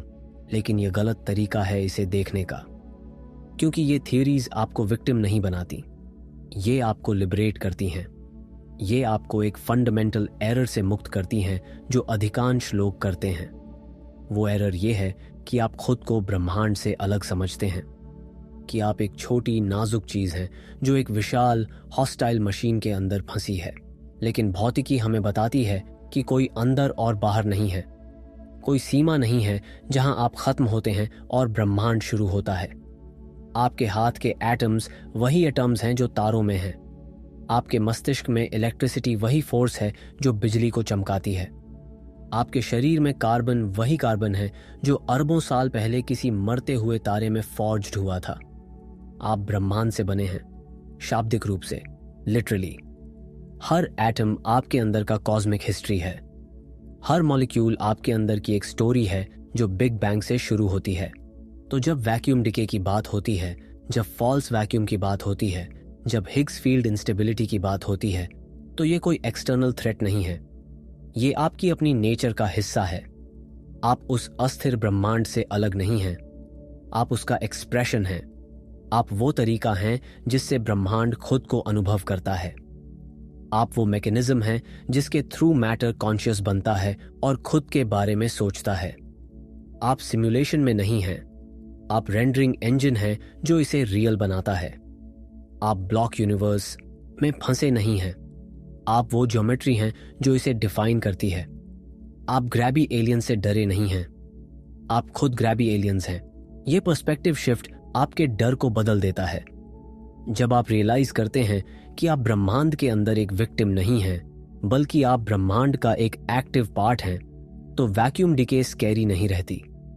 क्योंकि अगर वैक्यूम डिके होती है तो ये कुछ एक्सटर्नल नहीं है जो आपके साथ हो रहा है, ये कुछ है जो ब्रह्मांड खुद के साथ कर रहा है, और आप उस प्रोसेस का हिस्सा हैं। आप उस ट्रांसफॉर्मेशन में पार्टिसिपेट कर रहे हैं। ये आपको इमॉर्टल नहीं बनाता, ये आपको पेन से प्रोटेक्ट नहीं करता, लेकिन ये पर्सपेक्टिव बदलता है। ये आपको एक पैसिव ऑब्जर्वर से एक एक्टिव पार्टिसिपेंट में बदलता है। और ब्लॉक यूनिवर्स के बारे में सोचिए। हाँ, शायद आपका पूरा जीवन पहले से ही लेड आउट है, शायद हर चॉइस जो आप बनाते हैं वो पहले से ही आपके वर्ल्ड लाइन में एग्जिस्ट करती है। लेकिन वो वर्ल्ड लाइन आप हैं, वो आपकी ज्योमेट्री है, वो आपका शेप है स्पेस टाइम में। और अगर वो पहले से ही एग्जिस्ट करता है तो इसका मतलब है कि आपके हर एक्शन का इटर्नल सिग्निफिकेंस है। हर काइंडनेस जो आप दिखाते हैं, हर क्रिएशन जो आप बनाते हैं, हर मोमेंट ऑफ ब्यूटी जो आप एक्सपीरियंस करते हैं, वो हमेशा के लिए वहां है। ब्लॉक यूनिवर्स में कार्व्ड है, परमानेंट है, अनचेंजेबल है। तो जो भी आप चूज करते हैं, जो भी आप क्रिएट करते हैं, वो मैटर करता है क्योंकि ये फॉरएवर है। ये आपको रिस्पॉन्सिबिलिटी देता है। अगर आपका जीवन एक परमानेंट रिकॉर्ड है, एक जियोमेट्रिक ऑब्जेक्ट है जो हमेशा एग्जिस्ट करेगी, तो आप इसे कैसा बनाना चाहते हैं?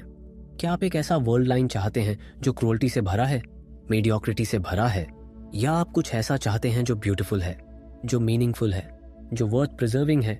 ब्लॉक यूनिवर्स आपसे चॉइस नहीं छीनती, ये आपके चॉइसेस को इटर्नल बनाती है और वो आपको और ज्यादा जिम्मेदारी देती है, कम नहीं। और बोल्ट्जमैन ब्रेन प्रॉब्लम के बारे में सोचिए।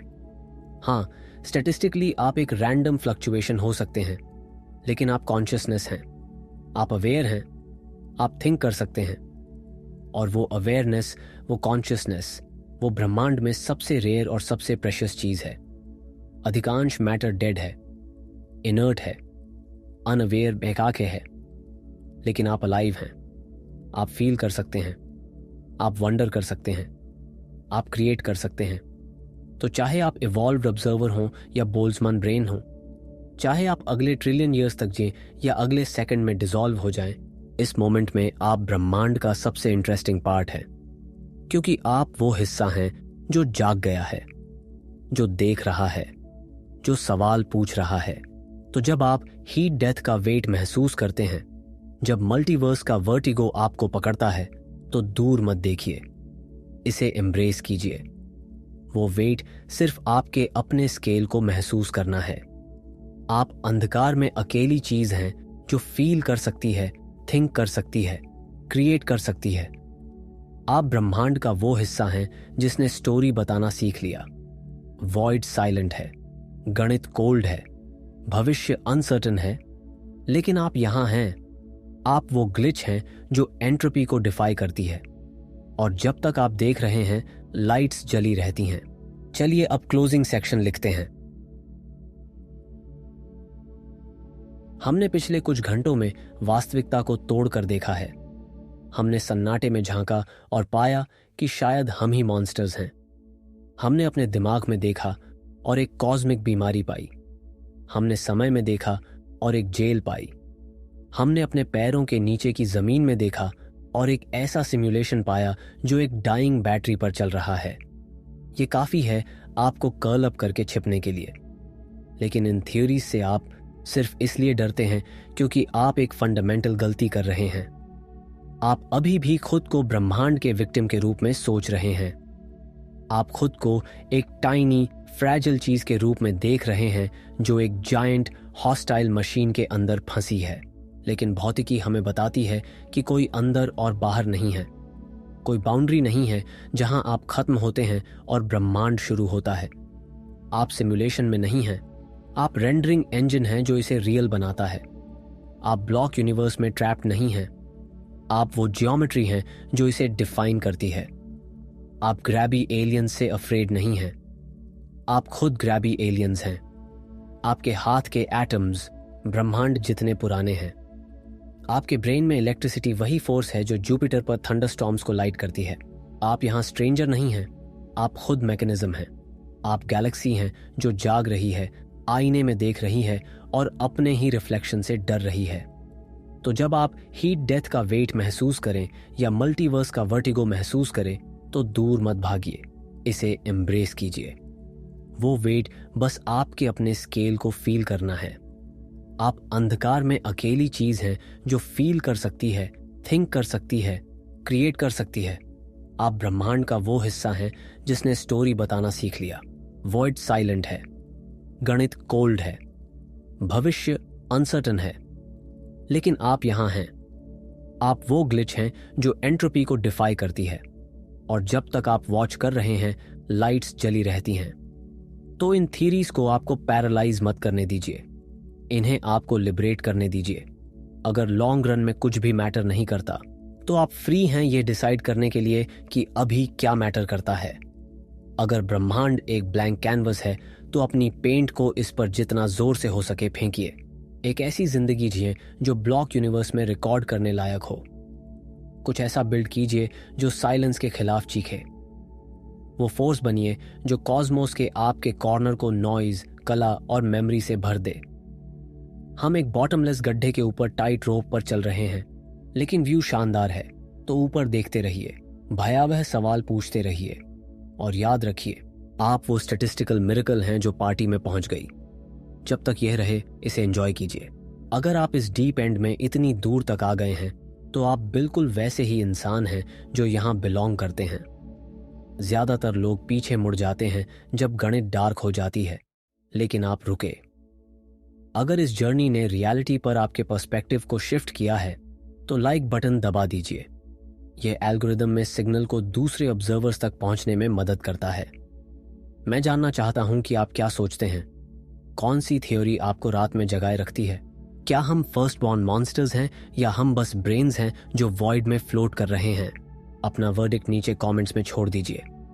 मैं उन्हें पढ़ता हूं खुद को याद दिलाने के लिए कि मैं अकेला नहीं हूं जो सीलिंग घूर रहा है। और अगर आप मेरे साथ ब्रह्मांड की और लेयर्स को खोलना चाहते हैं, तो सब्सक्राइब करना और बेल बजाना मत भूलिएगा। हमारे पास एग्जामिन करने के लिए और भी बहुत सारे ब्लूप्रिंट्स हैं। देखने के लिए धन्यवाद। आपके साथ था कॉस्मिंड।